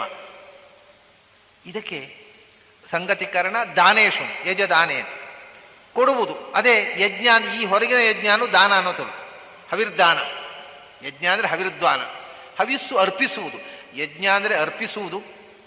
ಯಜ್ಞ ಅಂದ್ರೆ ಭಗವಂತನಿಗೂ ನಮಗೂ ಆಗತಕ್ಕಂಥ ಮಾನಸಿಕವಾದ ಸಮಾಗಮ. ಯಜ್ಞ ಅಂದ್ರೆ ಈ ರೀತಿಯ ಪೂಜೆ, ಸಮಾಗಮ ಮತ್ತು ದಾನ. ಯಜ್ಞ, ಯಜ, ದೇವಪೂಜಾ, ಸಂಗತಿಕರಣ, ದಾನೇಶು. ಯಾಗ ಅಂದ್ರೆ ಸಮಾಗಮ ಅಂತ ಅರ್ಥ. ಯಜ್ಞ ಅಂದ್ರು ಯಾಗ ಅಂದ್ರು, ಯಾಗ ಅಂದ್ರೆ ಸಮಾಗಮ ಅಂತ. ಇದು ಅರ್ಥ ಪ್ರಯೋಗದಲ್ಲಿದೆ ನೋಡಿ. ಏನು ಅಂದ್ರೆ ಎರಡು ನದಿಗಳು ಸಮಾಗಮ ಆಗತಕ್ಕಂಥ, ಎರಡು ಅಥವಾ ಅದಕ್ಕಿಂತ ಹೆಚ್ಚು ಸಮಾಗಮ ಆಗತಕ್ಕಂಥ ಸ್ಥಳವನ್ನ ನಾವು ಏನು ಹೇಳೋದು? ಪ್ರಯಾಗ, ದೇವಪ್ರಯಾಗ, ಕರ್ಣಪ್ರಯಾಗ. ಅಲ್ಲೆಲ್ಲ ಎರಡು ನದಿಗಳು ಸೇರುವಲ್ಲಿ. ಆಮೇಲೆ ತ್ರಿವೇಣಿ ಸಂಗಮದಲ್ಲಿ ಪ್ರಯಾಗ, ಬರೇ ಪ್ರಯಾಗ. ಪ್ರಯಾಗ ಅಂದ್ರೆ ಏನು? ಪ್ರಕೃಷ್ಟವಾದ ಯೋಗ ಅಂತ ಅರ್ಥ. ಇದೇನು ಯಜ್ಞ ಯಾರೋ ಯಾಗ ಮಾಡಿದ್ರಿಂದ ಅಲ್ಲಿ ಪ್ರಯಾಗ ಅಂತ ಹೆಸರು ಬಂದಲ್ಲ. ಎರಡು ನದಿಗಳ ಪ್ರಯಾಗ ಅಂದ್ರೆ ಪ್ರಕೃಷ್ಟವಾದ ಸಮಾಗಮ, ಯಜ ಸಂಗತಿಕರಣೆ. ಯಾಗ ಅನ್ನೋದು ಒಟ್ಟು ಸೇರುವುದು ಅನ್ನುವ ಅರ್ಥದಲ್ಲಿ ಹೀಗೆ ಮಾನಸಿಕವಾಗಿ ನಾವು ಭಗವಂತನ ಜೊತೆಗೆ ಸೇರುವುದುಂಟಲ್ವ, ಅಂದ್ರೆ ಮನಸ್ಸಿನಲ್ಲಿ ಭಗವಂತನನ್ನು ನೆನೆಯುವುದು, ಅದು ಯಜ್ಞ. ನಿಜವಾದ ಯಜ್ಞ ಅದೇ. ಅದನ್ನು ಮಾಡಿದರು. ನಾವು ಸೃಷ್ಟಿ ವಿಸ್ತಾರ ಮಾಡಬೇಕು, ಹೇಗೆ ಮಾಡಬೇಕು, ಭಗವಂತ ಆ ಶಕ್ತಿ ಕೊಡುವಂತ ಮನಸ್ಸಿನಲ್ಲಿ ಸೃಷ್ಟಿ ಕಾರ್ಯದ ಚಿಂತನೆ ಮಾಡಿದರು. ಈ ಮಾನಸ ಯಜ್ಞ ಮಾಡ್ಬೇಕಾದ್ರೆ ಏನದಕ್ಕೆ ಆಹುತಿ ಕೊಡಬೇಕು? ಇದು ಪಶು ಯಜ್ಞ. ಪಶು ಪುರುಷೇಣ ಹವಿಷ. ಶಾಸ್ತ್ರಗಳಲ್ಲಿ ಪುರುಷ ಅಂತಂದ್ರೆ ಹಿಂದೆ ಬ್ರಹ್ಮದೇವರು ಮೊದಲು ಸೃಷ್ಟಿ ಮಾಡಿದ್ದು ಯಾರನ್ನ? ಮೊಟ್ಟ ಮೊದಲು ಸೃಷ್ಟಿ ಮಾಡಿದ ಪುರುಷ ಅಂದ್ರೆ ಬ್ರಹ್ಮದೇವರ ಸೃಷ್ಟಿ ಆಯಿತು. ಆಮೇಲೆ ಬ್ರಹ್ಮದೇವರೊಬ್ಬ ಪುರುಷನನ್ನು ಅಂದ್ರೆ ಬ್ರಹ್ಮದೇವರ ಸುತ ಯಾರು? ಬ್ರಹ್ಮಣ ಪಿತರಂ ವಂದೇ ಶಂಕರಸ್ಯ ಪಿತಾಮಹಂ ಶ್ರೀಯಃಪತಿಂ ಅಜಂ ನಿತ್ಯಂ ಬ್ರಹ್ಮಾದಿ ಪ್ರಪಿತಾಮಹಂ ಇಂದ್ರಾದಿ ಪ್ರಪಿತಾಮಹಂ. ಬ್ರಹ್ಮದೇವರಿಂದ ರುದ್ರದೇವರ ಸೃಷ್ಟಿ ಆಯಿತು. ಹಾಗಾಗಿ ತಾನು ಮೊದಲು ಸೃಷ್ಟಿ ಮಾಡಿರತಕ್ಕಂಥ ಮಗುವನ್ನೇ, ಪುರುಷನನ್ನೇ, ತತ್ಪುರುಷನನ್ನೇ, ಶಿವತತ್ವವನ್ನೇ ಪಶುವಾಗಿಟ್ಟು ಬ್ರಹ್ಮದೇವರು ಯಾಕೆ ಮಾಡಿದ್ರಂತೆ. ಇದೇನಪ್ಪ, ಎಲ್ಲ ಬಿಟ್ಟು ಇವು ಮಕ್ಕಳನ್ನೇ ಬಲಿ ಕೊಡೋದೇನು? ರುದ್ರದೇವರು ಅಂದ್ರೆ ಏನು? ಯಾವ ತತ್ವ ಅದು? ಅಹಂಕಾರ ತತ್ವದ ಅಭಿಮಾನಿ. ಹೌದು. ಹಾಗಾದ್ರೆ ಅಹಂಕಾರ ತತ್ವವನ್ನೇ ಬಲಿ ಕೊಡೋದ್ರೆ ಅಹಂಕಾರವನ್ನು ಬಲಿ ಕೊಡೋದು ಅಂತ ಅರ್ಥ. ರುದ್ರದೇವರು ತಲೆ ಕೆಡೋದಿಲ್ಲ. ಬ್ರಹ್ಮದೇವರು ರುದ್ರನ ಅಯಜತ್ ಮಾನಸೇ ಯಜ್ಞೆ ಹರಂ ಪಶುಂ ಅಂತ. ರುದ್ರದೇವರನ್ನು ಬಲಿ ಕೊಡುವುದು ಅಂದ್ರೆ ಏನು? ರುದ್ರದೇವರನ್ನ ಪಶುವಾಗಿಟ್ಟು ಅಂದ್ರೆ ರುದ್ರದೇವರು ಅಂದ್ರೆ ಅಹಂಕಾರ ತತ್ವದ ಅಭಿಮಾನಿ. ನಮ್ಮ ಅಹಂಕಾರವನ್ನ ನಾವು ತ್ಯಾಗ ಮಾಡೋದು. ಅಹಂಕಾರ ತ್ಯಾಗ, ಸ್ವತ್ಯಾಗ ಇಲ್ಲದೆ ಯಾಗವೇ ಇಲ್ಲ. ಅದನ್ನ ಈ ಸ್ವತ್ವತ್ಯಾಗವೇ ರುದ್ರದೇವರನ್ನು ಬಲಿ ಕೊಡುದು. ನಾವು ಯಾಗ ದೇವತೆಗಳು ಕೂಡ ಅವನನ್ನೇ ಬಲಿ ಕೊಟ್ಟದ್ದು, ರುದ್ರದೇವರನ್ನೇ ಪಶುವಾಗಿ. ಅಂದ್ರೆ ಪ್ರತಿಯೊಬ್ಬರು ಕೂಡ ಇದು ನಾನು ಮಾಡ್ತೇನೆ ಎನ್ನುವ ಅಹಂಕಾರದಿಂದ ನಾವು ಸೃಷ್ಟಿ ಮಾಡಲಾರೆವು. ನಮ್ಮ ಮಾಧ್ಯಮವ ಮೂಲಕ, ನಾವು media, we are the media, ನಮ್ಮ ಮೂಲಕ ನೀನು ಸೃಷ್ಟಿ ಮಾಡುವ ದೇವರನ್ನು ಪ್ರಾರ್ಥಿಸಿಕೊಂಡ್ರು ಅಂತ ಅರ್ಥ. ಶಿವನನ್ನು ಬಲಿ ಕೊಡೋದು ಅಂದ್ರೆ ಹಾಗೆ. ಏನಪ್ಪಾ ಈ ವೈಷ್ಣವರು ಶಿವನನ್ನು ಬಲಿ ಕೊಡು ಅಂತ ಹೇಳ್ತಾರೆ, ಅಪಾರ್ಥ ಮಾಡ್ತಾರೆ. ಎಲ್ಲರೂ ಶೈವರು ಶಿವನನ್ನು ಬಲಿ ಕೊಡಬೇಕು, ವೈಷ್ಣವರು ಕೊಡ್ಬೇಕಾದ್ರೆ ಶಿವನನ್ನು ಬಲಿ ಕೊಡುವುದು ಅಂದ್ರೆ ಶಿವನಿಂದ ಅಭಿಮನ್ಯಮಾನವಾದ ಅಹಂಕಾರವನ್ನು ತ್ಯಾಗ ಮಾಡುವುದು ಅಂತ ಅರ್ಥ. ಇದು ವಾಚ್ಯ. ರುದ್ರದೇವರು ತಲೆ ಕಡಿದ್ರು ಅಂತ ಅರ್ಥ ಅಲ್ಲೇ ಅಲ್ಲ. ಈ ಯಾವುದು ಅರ್ಥ ಆಗದೆ ಇದ್ರೆ ಗೊಂದಲವೇ. ಬ್ರಹ್ಮದೇವರು ಅಹಂಕಾರ ತತ್ವವನ್ನು ಪಶುವಾಗಿ ಕೊಟ್ಟರು, ದೇವತೆಗಳು ಅವನನ್ನೇ ಪಶುವಾಗಿ ಮಾಡಿದ್ರು. ಇದು ಒಂದು ಮುಖ.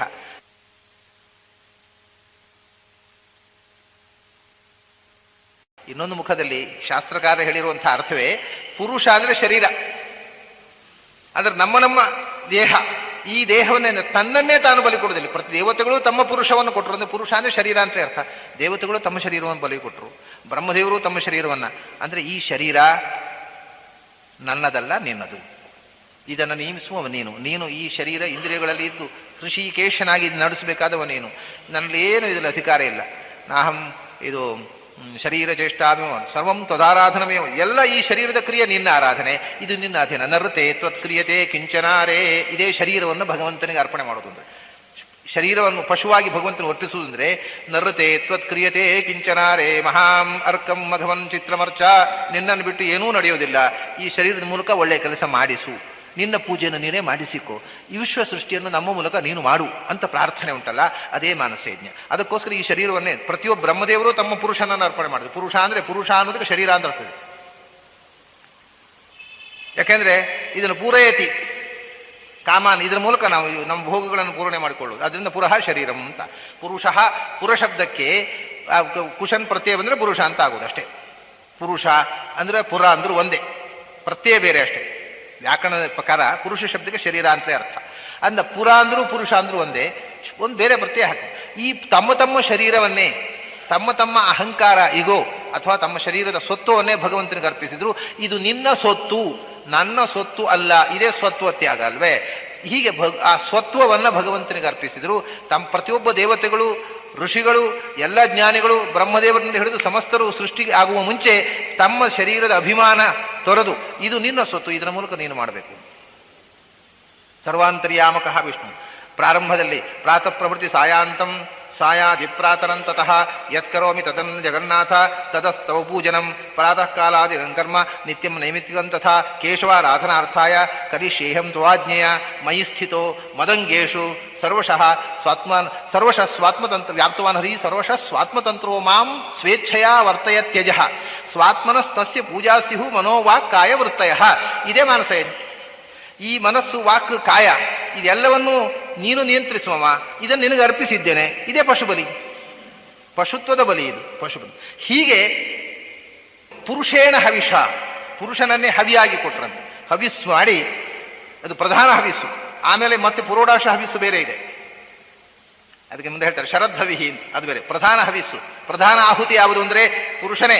ಅಂದ್ರೆ ಅವನವನು ತನ್ನ ಶರೀರವನ್ನೇ ಭಗವಂತನಿಗೆ ಅರ್ಪಿಸಿದ, ಬಲಿ ಮಾಡಿದ ಹಾಗೆ ತಲೆ ಕೊಡುವುದು. ಭಗವಂತನ ಮಹತ್ವ ಗೊತ್ತಾದಾಗ ಅವನಿಗೆ ಆತ್ಮನಿವೇದನಂ ಕೊನೆಯದ್ದಿದು ನವವಿಧ ಭಕ್ತಿಯಲ್ಲಿ. ಅದೇ ಶರೀರ ಭಗವಂತನಿಗೆ ಬಲಿ ಕೊಡೋದು. ನಮ್ಮಂದೆ ಬಲಿ ಮಾಡಿದ್ದು ತನ್ನನ್ನು ಬಲಿ ಕೊಟ್ಟದ್ದು, ಅದನ್ನೇ ಅವನು ಬಲಿಯಾದ್ದು. ಅವನು ಭಗವಂತನಿಗೆ ತನ್ನನ್ನು ಬಲಿ ಕೊಟ್ಟ, ಇಲ್ಲದ್ರೆ ಅವನು ಯಾಕೆ ಬಲಿ ಆಗ್ತಿದ್ದ? ಅಂದ್ರೆ ಏನು ಬಲಿ ಕೊಡೋದು ಅಂದ್ರೆ ಆತ್ಮನಿವೇದನಂ. ಆತ್ಮನಿ ಮೊದಲು ಆತ್ಮನಿವೇದನಂ. ಭಗವಂತ ಆತ್ಮನಿವೇದನಂ, ಭಗವಂತ ತನ್ನೊಳಗೆ ಇದ್ದಾನೆ ಅಂತ ಅರಿವು, ಆತ್ಮನಿವೇದನಂ. ಅದರಿಂದ ಆತ್ಮನಿವೇದನಂ, ತನ್ನನ್ನು ಭಗವಂತನಿಗೆ ಅರ್ಪಿಸಿಕೊಳ್ಳುವುದು. ಇದೇ ಆತ್ಮಬಲಿ, ಇದೇ ಪುರುಷ ಬಲಿ, ಇದೇ ಪಶುಬಲಿ. ಶ್ರವಣಂ ಕೀರ್ತನಂ ವಿಷ್ಣೋ ಸ್ಮರಣಂ ಪಾದಸೇವನಂ ಅರ್ಚನಂ ವಂದನಂ ದಾಸ್ಯಂ ಸಖ್ಯಂ ಆತ್ಮನಿವೇದನಂ. ಅದರಿಂದ ಆತ್ಮ ನಿವೇದನಂ. ಇದು ಭಕ್ತಿಯ ಪರಾಕಾಷ್ಠೆ, ಭಗವಂತನಿಗೆ ತನ್ನ ಸರ್ವಸ್ವವನ್ನು ಅರ್ಪಿಸುವುದು. ಪ್ರಿಯಾನ್ ಪುತ್ರಾನ್ ಪ್ರಾಣಾನ್ ಪ್ರಿಯಾನ್ ದಾರಾನ್ ಪರಸ್ಮೈ ಸನ್ನಿವೇದಯೇತ್ ಅಂತ ಭಾಗವತಲ್ಲಿ ಹೇಳಿದ್ರು. ಆಚಾರ್ಯ ಸದಾಚಾರ ಸ್ವಾಮಿ ತಗೊಂಡ್ರು. ಅತ್ಯಂತ ಪ್ರಿಯವಾಗಿರತಕ್ಕಂಥ ತನ್ನನ್ನು, ತನ್ನ ಸಮಸ್ತವನ್ನು, ತನ್ನ ಬಂಧು ಬಳಗವನ್ನ, ತನ್ನ ಹೆಂಡತಿ ಮಕ್ಕಳು, ತನ್ನ ದೇಹ ಎಲ್ಲವೂ ಭಗವಂತನ ಆರಾಧನೆಗೆ ಒಂದು ಇನ್ಸ್ಟ್ರೂಮೆಂಟು. ಅದರ ಮೂಲಕ ಅವನ ಆರಾಧನೆ ಕೊಳ್ಳಬೇಕು ಅನ್ನುವಂಥ ಸರ್ವ ಸಮರ್ಪಣೆಯೇ ಈ ಮಾನಸ ಯಜ್ಞದ ಪಶುಬಲಿ. ಅದರಿಂದ ಪುರುಷೇಣ ಹವಿಷ ದೇವಾಹ ಹೀಗೆ ಬ್ರಹ್ಮಾದಿ ದೇವತೆಗಳು ಈ ತಮ್ಮ ತಮ್ಮ ಶರೀರವನ್ನೇ ಭಗವಂತನ ಯಜ್ಞಕ್ರಿಯೆ, ಸೃಷ್ಟಿ ಯಜ್ಞಕ್ಕೆ ಮಾಧ್ಯಮ ಅಂತ ಅವನಿಗೆ ಅರ್ಪಿಸಿದ್ರು. ಇದು ಬರೇ ಯಂತ್ರ, ಇದು ಬರೇ ಬೊಂಬೆ, ನೀನು ಸೂತ್ರಧಾರ ಅಂತ ಅವನ ಕೈಯಲ್ಲಿ ಈ ಬೊಂಬೆಯನ್ನು ಕೊಡುವುದುಂಟಲ್ಲ, ಅದನ್ನು ಮಾಡಿದರು. ಇದು ಇಷ್ಟೇ ಅಲ್ಲ, ಇಲ್ಲಿ ಪುರುಷೇಣ ಹವಿಷ ದೇವ ಯಜ್ಞಮತನ್ವತ. ಪುರುಷೇಣ ಹವಿಷ ಅಂದ್ರೆ ಹವಿಸ್ಸು ಅಂದ್ರೆ ಆ ನಾವು ಕೊಡತಕ್ಕ ಆಹುತಿ. ಆಗ ಪುರುಷ ಅಂದ್ರೆ ರುದ್ರದೇವರು ಮತ್ತು ನಮ್ಮ ನಮ್ಮ ಪ್ರತಿಯೊಬ್ಬನ ಸಾಧಕನ ಶರೀರ. ಇನ್ನೊಂದರ್ಥ ಹೂಯತೆ. ಆ ಹೂಯತೆ ಯಾರು ಆರಾಧಿಸಲ್ಪಡ್ತಾನೋ ಅವನು ಹವಿ. ನಾವು ಯಾರಿಗೋಸ್ಕರ ಹವಿಸ್ಸನ್ನು ಅರ್ಪಿಸ್ತೇವೋ ಅವನು ಹವಿ. ಅವನು ಯಾರವನು ಪುರುಷನೇ, ಪರಮಪುರುಷ. ಹವಿಸ್ಸನ್ನು ಸ್ವೀಕರಿಸುವ ಪರಮಪುರುಷ ಅವನಿಂದ, ಅಂದ್ರೆ ಅವನ ಪ್ರೇರಣೆಯಿಂದಲೇ, ಅವನ ಆಜ್ಞೆಯಿಂದಲೇ ಇವರು ಮಾಡಿದರು. ಏನು ಮಾಡಿದರು? ಯಜ್ಞಂ ಅತನ್ವತ. ಯಜ್ಞೋ ವೈ ವಿಷ್ಣು, ಯಜ್ಞೋ ವಿಷ್ಣುರ್ದೇವತಾ ಅಂತ ಹೇಳಿದ್ರು. ಹಾಗಾದ್ರೆ ಯಜ್ಞಂ ಅತನ್ವತ ಅಂದ್ರೆ ಯಜ್ಞ ಅಂದ್ರೆ ಯಾರನ್ನು ನಾವು ಆರಾಧನೆ ಮಾಡ್ತೇವೋ ನಮ್ಮಿಂದ ಆರಾಧಿಸಲ್ಪಡ್ತಕ್ಕ ತತ್ವ. ಅಂಥ ಭಗವಂತನನ್ನೇ ಅತನ್ವತ ಮಾನಸಿಕ ಅನುಸಂಧಾನದಿಂದ ವಿಸ್ತಾರಗೊಳಿಸಿದ್ರು. ಅಂದ್ರೆ ಅವನ ಗುಣಾನುಸಂಧಾನ ಮಾಡಿದ್ರು. ಇದೇ ಮಾನಸ ಯಜ್ಞ. ಯಾವುದರಿಂದ ಮಾಡಿದರು? ಪುರುಷೇಣ. ಅದು ಆ ಭಗವಂತನ ಪ್ರೇರಣೆಯಿಂದ, ಸ್ವಂತ ಮಾಡಿದ್ದಲ್ಲ. ನೀನೇ ಪ್ರೇರಣೆ ಮಾಡಬೇಕು ಅಂತ ನಾವು ಮಾಡಬಹುದು. ಇಲ್ಲದೆ ನಾವು ಪ್ರೇರಣೆ ಮಾಡದೇ ಇದ್ರೆ ಯಮೇ ವೈಷ ವೃಣುತೆ, ಅವನು ಬುದ್ಧಿ ಕೊಟ್ಟಿರ್ತಾನೆ ನಮಗೆ ಧ್ಯಾನ. ಅದಕ್ಕೆ ಧಿಯೋ ಯೋ ನಃ ಪ್ರಚೋದಯಾತ್, ನೀನೇ ಬುದ್ಧಿ ಕೊಡಬೇಕು ಅಂದ್ರೆ ನಾವು ನಿನ್ನ ಸ್ಮರಣೆ ಮಾಡಿ. ಅವನು ಪುರುಷೇಣ. ನಾವು ಯಾರಿಗೆ ಹವಿಸ್ಸನ್ನು ಅರ್ಪಿಸ್ತೇವೋ ನಮ್ಮ ಹವಿಸ್ಸನ್ನು ಸ್ವೀಕಾರ ಮಾಡತಕ್ಕಂಥ ಆ ಪರಮಪುರುಷನ ಆಜ್ಞೆಯಿಂದಲೇ, ಅವನ ಪ್ರೇರಣೆಯಿಂದಲೇ, ಅವನ ಅನುಗ್ರಹದಿಂದಲೇ ಯಜ್ಞನಾಮಕರದ ಅವನನ್ನೇ ಮಾನಸ ಯಜ್ಞದಲ್ಲಿ ವಿಸ್ತಾರಗೊಳಿಸಿತು. ಯತ್ ಪುರುಷೇಣ ಹವಿಷ ದೇವಾಹ ಯಜ್ಞಂ ಅತನ್ವತ. ಹೀಗೆ ಅವನನ್ನ ಧ್ಯಾನ ಮಾಡಿದರು. ಮಾಡಿ ಭಗವಂತನ ಆಜ್ಞೆ ಅನ್ನುವ ಹಗ್ಗದಲ್ಲಿ ನಮ್ಮ ಶರೀರ ಅನ್ನತಕ್ಕಂಥ ಪಶುವನ್ನು ಪ್ರಕೃತಿ, ಮೂಲ ಪ್ರಕೃತಿ ಅನ್ನತಕ್ಕಂಥ ಯೂಪದಲ್ಲಿ ಕಟ್ಟಿ ಸೃಷ್ಟಿ ಅನ್ನತಕ್ಕಂಥ ಯಜ್ಞವನ್ನು ಮಾಡಿದರು. ಭಗವಂತನ ಆಜ್ಞೆ ಎನ್ನುವ ಹಗ್ಗ ಪಶುಬಲಿ. ನಮ್ಮ ನಮ್ಮ ವ್ಯಕ್ತಿತ್ವ ಅನ್ನತಕ್ಕಂಥ ಪಶುವನ್ನ ಭಗವದ್ ಆಜ್ಞೆ ಎನ್ನುವ ಹಗ್ಗದಿಂದ ಕಟ್ಟಿ ಪ್ರಕೃತಿ ಅನ್ನತಕ್ಕಂಥ ಕಂಬದಲ್ಲಿ ಇದನ್ನು ಕಟ್ಟಿ ಸೃಷ್ಟಿ ವಿಸ್ತಾರ ಅನ್ನುವ ಯಜ್ಞವನ್ನು ಮಾಡಿದರು. ಇದು ಯತ್ಪುರುಷೇಣ ಹವಿಷಾ ದೇವಾಹ ಯಜ್ಞಮತನ್ವತ. ಮಾಡಿದಾಗ ಏನಾಯಿತು? ಮೊಟ್ಟ ಮೊದಲು ಏನು ಸೃಷ್ಟಿ ಆಯಿತು? ನಾನು ಆಗ ಹೇಳಿದ್ದೇನೆ, 7:30 ಗಂಟೆ ಅಂತ ಹೇಳ್ಬೇಕಾದ್ರೆ ಸೂರ್ಯ ಇರಬೇಕು. ಇಲ್ಲದೆ ದೇವತೆಗಳು ಸೃಷ್ಟಿಯಾಗಿ ಸೂರ್ಯಾದಿ ಗ್ರಹ ಗೋಲಗಳು ಸೃಷ್ಟಿಯಾದ ಮೇಲೆ ರಿಲೇಟಿವ್ ಆದ ಕಾಲ ಸೃಷ್ಟಿ ಆಗುತ್ತೆ. ಆವಾಗ ಇಲ್ಲದಿದ್ರೆ ಇರೋದು ಅಖಂಡವಾದ ಕಾಲ ಇದೆ. ಯಾವ ಕಾಲ ಯಾರಿಗೊತ್ತು? ಆ ಕಾಲ ಅಂದ್ರೆ ಏನು? ಅದಕ್ಕೆ ವಿಭಾಗ ಇಲ್ಲ. ಅದನ್ನು ವಿಭಾಗ ಮಾಡಬೇಕಾಗಿದ್ರೆ ನಮಗೊಂದು ಒಂದು ಸೀಮೆ ಬೇಕು, ಎಲ್ಲೇ ಬೇಕು. ಸೂರ್ಯೋದಯ ಸೂರ್ಯಾಸ್ತ ಸಿಕ್ಕಿದಾಗ ನಮಗೊಂದು ಟೈಮ್ ಫ್ಯಾಕ್ಟರ್, ಇದಕ್ಕೊಂದು ವಿಭಾಗಕ್ಕೆ ಅವಕಾಶ ಸಿಕ್ಕಿತು. ಅದನ್ನು ಪುನಃ 24 ಮಾಡಿದೆವು, ಅದನ್ನು 60 ಮಾಡಿದೆವು. ಗಳಿಗೆ ಆಯಿತು, ವಿಗಳಿಗೆ ಆಯಿತು, ಗಂಟೆ ಆಯಿತು, ಮಿನಿಟ್ಸ್ ಆಯಿತು, ಸೆಕೆಂಡ್ಸ್ ಆಯಿತು, ಕಲೆ ಎಲ್ಲ ಆಯಿತು. ಸೂರ್ಯೋದಯ ಸೂರ್ಯಾಸ್ತಗಳಿಲ್ಲದೆ ಇದ್ರೆ ನಾವು ಕಾಲವನ್ನು ಹೇಗೆ ಕೌಂಟ್ ಮಾಡಬೇಕಿತ್ತು? ಅಂದ್ರೆ ಕೌಂಟಬಲ್ ಆದ ಕಾಲ ಇರಲಿಲ್ಲ. ಆಗ ಸೃಷ್ಟಿಯಾದಾಗ ಕಾಲಗಳು ಬಂದವು. ಕಾಲ ವಿಭಾಗ ಬೆಳೆದಾಗ ಕಾಲದಲ್ಲಿ ಸೃಷ್ಟಿ ವಿಸ್ತಾರ ಆದಾಗ ಕಾಲಧರ್ಮಗಳು ಹುಟ್ಟಿಕೊಂಡವು. ಪ್ರಪಂಚದಲ್ಲಿ ಷಡ್ರು ವಸಂತೋ ಅಸ್ಯಾಸೀದ. ಇದನ್ನು ಸೃಷ್ಟಿ ಭಗವಂತನ ಧ್ಯಾನ ಮಾಡ್ತಾ ಸೃಷ್ಟಿ ಮಾಡಿದ್ರು. ಈ ಕಡೆ ಸೃಷ್ಟಿ ಆಯಿತು, ಮಾನಸ ಯಜ್ಞವೂ ಆಯಿತು, ಬಾಹ್ಯ ಯಜ್ಞವೂ ಆಯಿತು. ಕಾಲಗಳ ಸೃಷ್ಟಿ ಆಯಿತು, ಕಾಲಧರ್ಮಗಳು ಋತುಧರ್ಮಗಳು ಸೃಷ್ಟಿಯಾದವು. ವಸಂತೋ ಅಸ್ಯಾಸೀದಾಜ್ಯಂ ಗ್ರೀಷ್ಮ ಇದ್ಮಃ ಶರದ್ಭವಿಹಿ. ವಸಂತ ಕಾಲವೇ. ಈ ಯಾಗದಲ್ಲಿ ತುಪ್ಪ ಬೇಕಲ್ಲ, ಚಕ್ಷುರ್ ಹೋಮ ಮೊದಲಾಗಬೇಕು. ಯಾವುದೇ ಹೋಮ ಮಾಡಬೇಕಾದ್ರೆ ಮೊದಲು ಚಕ್ಷುರ್ ಹೋಮ ಮಾಡಬೇಕು. ಅಗ್ನಿಶೋಮಾಭ್ಯಂ, ಅಗ್ನಿಶೋಮರಿಗೆ ಚಕ್ಷುರ್ ಹೋಮ ಆಗಬೇಕು. ಅಗ್ನಿಯಲ್ಲಿ, ಆ ಅಗ್ನಿ ಕುಂಡದಲ್ಲಿ ಚಕ್ಷುಸ್ಥಾನ, ಬಾಯಿಯ ಸ್ಥಾನ ಅಂತ ಹೀಗೆ ಒಂದು ಟ್ರಿಯಾಂಗಲ್ ಮಾಡಿ. ಪ್ರತಿಯೊಂದು ಸೃಷ್ಟಿಯ ಮುಖಕ್ಕೂ ಟ್ರಿಯಾಂಗಲ್ ಇದೆ. ಸೃಷ್ಟಿ ಅಂದ್ರೆ ಜ್ಞಾನಶಕ್ತಿ, ಇಚ್ಛಾಶಕ್ತಿ, ಕ್ರಿಯಾಶಕ್ತಿ, ಇದು ಟ್ರಿಯಾಂಗಲ್. ಸೃಷ್ಟಿ ಅಂದ್ರೆ ಸತ್ವ ರಜಸ್ತಮಸ್ಸು, ಈ ಟ್ರಿಯಾಂಗಲ್. ಸೃಷ್ಟಿ ಅಂದ್ರೆ ಅಲ್ಲಿ ನೀವು ಅಗ್ನಿ ಕಾರ್ಯ ಮಾಡುವಾಗ ಅಗ್ನಿಯಲ್ಲಿ ಕುಂಡದಲ್ಲಿ ಒಂದು ಟ್ರಿಯಾಂಗಲ್ ಇದೆ. 2 ಕಣ್ಣು, 1 ಬಾಯಿ, ಇದು ಟ್ರಿಯಾಂಗಲ್. ಆ ಕಣ್ಣಿನ ಸ್ಥಾನದಲ್ಲಿ ಅಗ್ನಿಶೋಮಾಭ್ಯಾಂ ಸ್ವಾಹ ಅಂತ ಚಕ್ಷುರ ಹೋಮ ತುಪ್ಪದಲ್ಲಿ ಮಾಡಬೇಕು. ಆಮೇಲೆ ಬಾಯಿಯಲ್ಲಿ ಆಹುತಿ ಕೊಡು. ನಾವು ಊಟ ಮಾಡುವಾಗ ಕೂಡ ಹಾಗೆ ಅದನ್ನ ಕಣ್ಣಿಗೆ ತುಪ್ಪ ಹಾಕುವುದಿಲ್ಲ, ಎಲೆ ಹಾಕ್ತಾರೆ ಅಷ್ಟೇ. ಅದನ್ನ 2 ಸರ್ತಿ ಹಾಕಬೇಕು ಅಂತ ಹೇಳಿ. ಒಂದೇ ಅಭಿಗಾರ 2 ಸರ್ತಿ ಮಾಡ್ರಿ ಅಂತಾರೆ ಹಿಂದಿನವರು. ಒಂದು ಸರ್ತಿ ಅಲ್ಲ, ಯಾಕೆಂದ್ರೆ ತುಪ್ಪ ಪರಿಮಳಕ್ಕೋಸ್ಕರ ಹಾಕೋದು ಅಷ್ಟೇ ಅಲ್ಲ, ಅವರಿಗೆ ಚಕ್ಷುರ್ ಹೋಮ, ಅದು ಉಣ್ಣುವುದು ಒಂದು ಅಗ್ನಿಹೋತ್ರ ಅವರಿಗೆ. ಆದ್ರಿಂದ ಚಕ್ಷುರ್ ಹೋಮ ಆಗ್ಬೇಕು ಮೊದಲು, 2 ಬಾರಿ ಚಕ್ಷುರ್ ಹೋಮ ಆಗಿ ಆಮೇಲೆ ಪ್ರಾಣಾಯ ಸ್ವಾಹ ಅಪಾನಾಯ ಸ್ವಾಹ ಆಗುವಾಗ ಮೊದಲು ಚಕ್ಷುರ್ ಹೋಮ ಆಗ್ಬೇಕು. ಅದಕ್ಕೋಸ್ಕರ ಅದು ಚಕ್ಷುರ್ ಹೋಮಕ್ಕೆ ತುಪ್ಪ ಆಗಬೇಕು. ತುಪ್ಪ ಎಲ್ಲಿ? ಇವರ ಮಾನಸ ಯಜ್ಞೆಯಲ್ಲಿ. ಆಮೇಲೆ ಕಟ್ಟಿಗೆ ಬೇಕು, ಬೆಂಕಿ ಉರಿಬೇಕಾಗಿದ್ದರೆ. ಇದ್ಮ ಸಮಿಧಗಳು ಎಲ್ಲಿ? ಯಾವ ಹವಿಸ್ಸು? ಪುರುಷ ಅನ್ನೋದು ಆಯಿತು, ಪಶುಬಲಿ. ಉಳಿದಂಥ ಚರು ಯಾವುದು? ಪುರೋಡಾಶ ಯಾವುದು? ಹವಿಸ್ಸು ಅಂದ್ರೆ ಇಲ್ಲಿ ಅಲ್ಲಿ ಹೇಳಿದ್ದಾರೆ ಪುರುಷೇಣ ಹವಿಷ ಅಂತ, ಪುನಃ ಹವಿಸ್ಸು ಹೇಳ್ತಾರಲ್ಲ, ಇದು ಪುರೋಡಾಶ ಅಂತ. ಪುರೋಡಾಶ ಅಂತ ಶಬ್ದ ನೀವು ಕೇಳಿರ್ಬೋದು. ಯಜ್ಞದಲ್ಲಿ ಪುರೋಡಾಶವನ್ನ ಅಗ್ನಿಗೆ ಆಹಿಸ್ಕೊಟ್ಟು. ಪುರೋಡಾಶ ಅಂದ್ರೆ ಏನು? ಪುರೋಡಾಶ ಅನ್ನೋ ಶಬ್ದದ ಅರ್ಥ ಬಹಳ ಕಿವಿಗೆ, ಕೆಲವರಿಗೆ ವೈದಿಕ ಶಬ್ದ ಕಿವಿಗೆ ಬಿದ್ದಿರ್ಬೋದು, ಆದ್ರೆ ಬಹಳ ಜನಕ್ಕೆ ಇದ್ರ ಅರ್ಥ ಗೊತ್ತಿಲ್ಲ. ಪುರೋಡಾಶ ಅಂದ್ರೆ ಏನು ಅಂತ. ಪುರೋಡಾಶ ಅಂದ್ರೆ ಇವತ್ತು ಪ್ರಾಯ ನಾವು ಪುರೋಡಾಶ ಅಂತ ಯಾವುದಕ್ಕೆ ಹೇಳ್ಬೋದು ಗೊತ್ತಾ? ಅಂದ್ರೆ ಅದರ ಶಬ್ದದ ಎಟಿಮಾಲಜಿ ನೋಡಿದ್ರೆ ಪುರೋಡಾಶ ಅಂದ್ರೆ ಬ್ರೆಡ್. ಅದರ ಅರ್ಥ ಹೇಳ್ತೇನೆ ಮತ್ತೆ. ಪುರೋಡಾಶೋ ಹವಿರ್ಭಾಗೆ ಚಮಸ್ಯಾಂ ಪಿಷ್ಟಕಸ್ಯಚ ಅಂತ. ಪಿಷ್ಟ ಚಮಸಿ ಅಂತ ಅದರ ಅರ್ಥ. ಹಿಟ್ಟಿನಿಂದ ಮಾಡಿದ ರೊಟ್ಟಿ ಅಂತ. ಪುರೋಡಾಶ ಅಂದ್ರೆ ಹಿಟ್ಟನ್ನು ತಟ್ಟಿ ಮಾಡಿದ ರೊಟ್ಟಿ, ಹಿಟ್ಟಿನ ರೊಟ್ಟಿ ಅರ್ಥ. ಅದು ಪುರೋಡಾಶ. ಯಾಕೆಂದ್ರೆ ಪುರಹ ದಾಸ್ಯತೆ, ದಾಶ್ರು ದಾನೆ, ಮೊದಲು ಆಹುತಿ ಕೊಡುವಂಥದ್ದು. ಮೊದಲು ದೇವತೆಗಳಿಗೆ ಬ್ರೆಡ್ ಕೊಡಬೇಕು. ಅಂದ್ರೆ ಹಿಟ್ಟಿನ ರೊಟ್ಟಿ. ಬ್ರೆಡ್ ಒಂದು ಇಂಗ್ಲಿಷ್ ಶಬ್ದ ಅಷ್ಟೇ, ಸುಮ್ಮನೆ ವಿರೋಧಕ್ಕೆ ಹೇಳಿದೆ. ಹಿಟ್ಟಿನ ರೊಟ್ಟಿ ಪುರೋಡಾಶ ಅಂದ್ರೆ ಹಿಟ್ಟಿನ ರೊಟ್ಟಿ. ಅದು ಮೊದಲು ಪುರೋಡಾಶ ಅಂದ್ರೆ ಮೊದಲು ಕೊಡುವಂಥದ್ದು. ದಾಶ ಅಂದ್ರೆ ಕೊಡುವಂಥದ್ದು, ಮೊದಲು ಅರ್ಪಿಸುವಂಥ ಯಾಗದಲ್ಲಿ ಪುರೋಡಾಶ ಹವಿಸ್ಸು ಮೊದಲು ಕೊಡಬೇಕು. ಇವಾಗ ಅಂಥ ಯಾಗಗಳೇ ಇಲ್ಲ ಈಗ. ಇವಾಗ ಅದೆಲ್ಲ ಇವು ಮಹಾಯಜ್ಞಗಳು, ವೇದಕಾಲದ ಯಜ್ಞಗಳಲ್ಲಿ ಬರುವಂತಹದ್ದು ಪುರೋಡಾಶ. ಈಗ ಪುರೋಡಾಶವಿಲ್ಲ. ಹವಿಸ್ಸು, ಚರು ಕಪಾಲಗಳು, ಷೋಡಶ ಕಪಾಲ, ಅಷ್ಟಾದಶ ಕಪಾಲ, ಇವೆಲ್ಲ ಏನು ಕಪಾಲವೂ ಇಲ್ಲ. ಕಪಾಲ ನಮ್ಮ ಕಪಾಲವೇ ಅಷ್ಟೇ ಹೊರತು ಇನ್ಯಾವ ಕಪಾಲವೂ ಇಲ್ಲೇ ಇಲ್ಲ, ಎಲ್ಲ ಹೊರಟು ಹೋಗಿದೆ. ಹೀಗೆ ಭಗವಂತನಿಗೆ ಅರ್ಪಿಸ್ತಕ್ಕಂಥ ಪ್ರಥಮ ಆಹುತಿ ಉಂಟಲ್ಲ, ಪಿಷ್ಟ, ಅದನ್ನು ಪುರೋಡಾಶ ಅಂದ್ರೆ ಹಿಟ್ಟಿನ ರೊಟ್ಟಿ ಅಂತ ಅರ್ಥ. ಪುರೋಡಾಶ ಅಂದ್ರೆ ನಿಜವಾಗಿ ಹಿಟ್ಟಿನಿಂದ ಮಾಡುವಂಥದ್ದು. ಇಲ್ಲಿ ವಸಂತ ಅನ್ನುವುದು ತುಪ್ಪವಾಯಿತು, ಗ್ರೀಷ್ಮ ಅನ್ನುವುದು ಕಟ್ಟಿಗೆ ಆಯಿತು, ಶರದೃತುವೆ ಪುರೋಡಾಶವಾಯಿತು. ಇದಕ್ಕೆ ಏನ್ರಿ ಸಂಬಂಧ? ಸುಮ್ಮನೆ ಹೇಳಿಬಿಡೋದ ವಸಂತ ತುಪ್ಪ ಯಾಕಾಯ್ತು, ಗ್ರೀಷ್ಮ ಕಟ್ಟಿಗೆ ಯಾಕಾಯ್ತು ಅಂದ್ರೆ ಇದು ಕಾಲ ಸೃಷ್ಟಿ ಆಯ್ತು. ಅದೇ ಭಗವಂತನ ಮಾನಸ ಯಜ್ಞರು ಇವು ಆಯ್ತು. ಅದಕ್ಕೂ ಏನು ಸಿಮಿಲಾರಿಟಿ? ನೀವು ಹೇಳ್ಬೇಕಾದ್ರೆ ಒಂದು ಔಚಿತ್ಯ ಬೇಕಲ್ಲ. ಋತು ಧರ್ಮವನ್ನ ಇದು ಹೇಳುತ್ತೆ. ಋತು ಧರ್ಮವನ್ನು ಹೇಳೋಕ್ಕೋಸ್ಕರ ಈ ಸಿಮಿಲಾರಿಟಿಯನ್ನು ಹೇಳಿದಾರ, ಈ ರೂಪಕ ಮಾಡಿದ್ದಾರೆ. ವಸಂತ ತುಪ್ಪ ಯಾಕೆ ಅಂತಂದರೆ, ಶಾಸ್ತ್ರಕಾರ ಹೇಳ್ತಾರೆ, ಹೇಮಂತ ಶಿಶಿರಗಳು ದಾಟಿದ ಮೇಲೆ ವಸಂತ ಋತು ಬರುತ್ತಲ್ಲ, ಹೇಮಂತ ಶಿಶಿರಗಳಲ್ಲಿ ಚಳಿಯಿಂದ ನೆಲದ ಹುಲ್ಲುಗಳೆಲ್ಲ ಒಣಗಿ ನೆಲ ಕರಕಾಗಿರುತ್ತೆ. ಆಮೇಲೆ ವಸಂತ ಬಂದಾಗ ಹೊಸ ಚಿಗುರು ಮೊಳೆಯುತ್ತೆ. ಹೊಸ ಚಿಗುರು ಮೊಳೆದು ಹುಲ್ಲುಗಳು ಸಮೃದ್ಧವಾಗಿ ಬೆಳೀತಾವೆ. ಹುಲ್ಲುಗಳು ಸಮೃದ್ಧವಾಗಿ ಬೆಳೆದು ಆ ಹುಲ್ಲನ್ನು ತಿಂದ ದನಗಳು, ಹಸುಗಳು ಸಮೃದ್ಧವಾಗಿ ಹಾಲು ಕೊಡ್ತಾವೆ, ಸಮೃದ್ಧವಾಗಿ ತುಪ್ಪ ಆಗತ್ತೆ. ವಸಂತ ಋತುವಿನಲ್ಲಿ ತುಪ್ಪ ಜಾಸ್ತಿ ಇದೆ. ಯಾಕಂದ್ರೆ ಹೇಮಂತ ಶಿಶಿರಗಳಲ್ಲಿ ಹುಲ್ಲುಗಳೆಲ್ಲ ಒಣಗಿ ಹೋಗ್ತವೆ. ಹುಲ್ಲುಗಳು ಒಣಗಿದ್ರಿಂದ ದನಗಳ ಹಾಲು ಕಮ್ಮಿ ಆಗತ್ತೆ, ತುಪ್ಪ ಇಲ್ಲ. ವಸಂತ ಬಂತು ಅಂದ ತಕ್ಷಣ ಪ್ರಕೃತಿ, ಇದೇ ಪ್ರಕೃತಿ ಧರ್ಮ. ವಸಂತದ ಸೃಷ್ಟಿ ಆಯಿತು ಅಂದ್ರೆ ಏನು? ವಸಂತದಲ್ಲಿ ಹೊಸ ಚಿಗುರು ಬಂತು. ಹೊಸ ಚಿಗುರು ಬಂದು ನೆಲದಲ್ಲಿ ಸಮೃದ್ಧವಾಗಿ ಹುಲ್ಲು ಚಿಗುರಿತು. ಅದನ್ನು ಮೇದವು ದನಗಳು. ಆ ಹುಲ್ಲು ಮೇದ ದನಗಳು ಹೆಚ್ಚು ಹಾಲು ಕೊಟ್ಟವು, ತುಪ್ಪದ ಅಂಶ ಹೆಚ್ಚಿತ್ತು.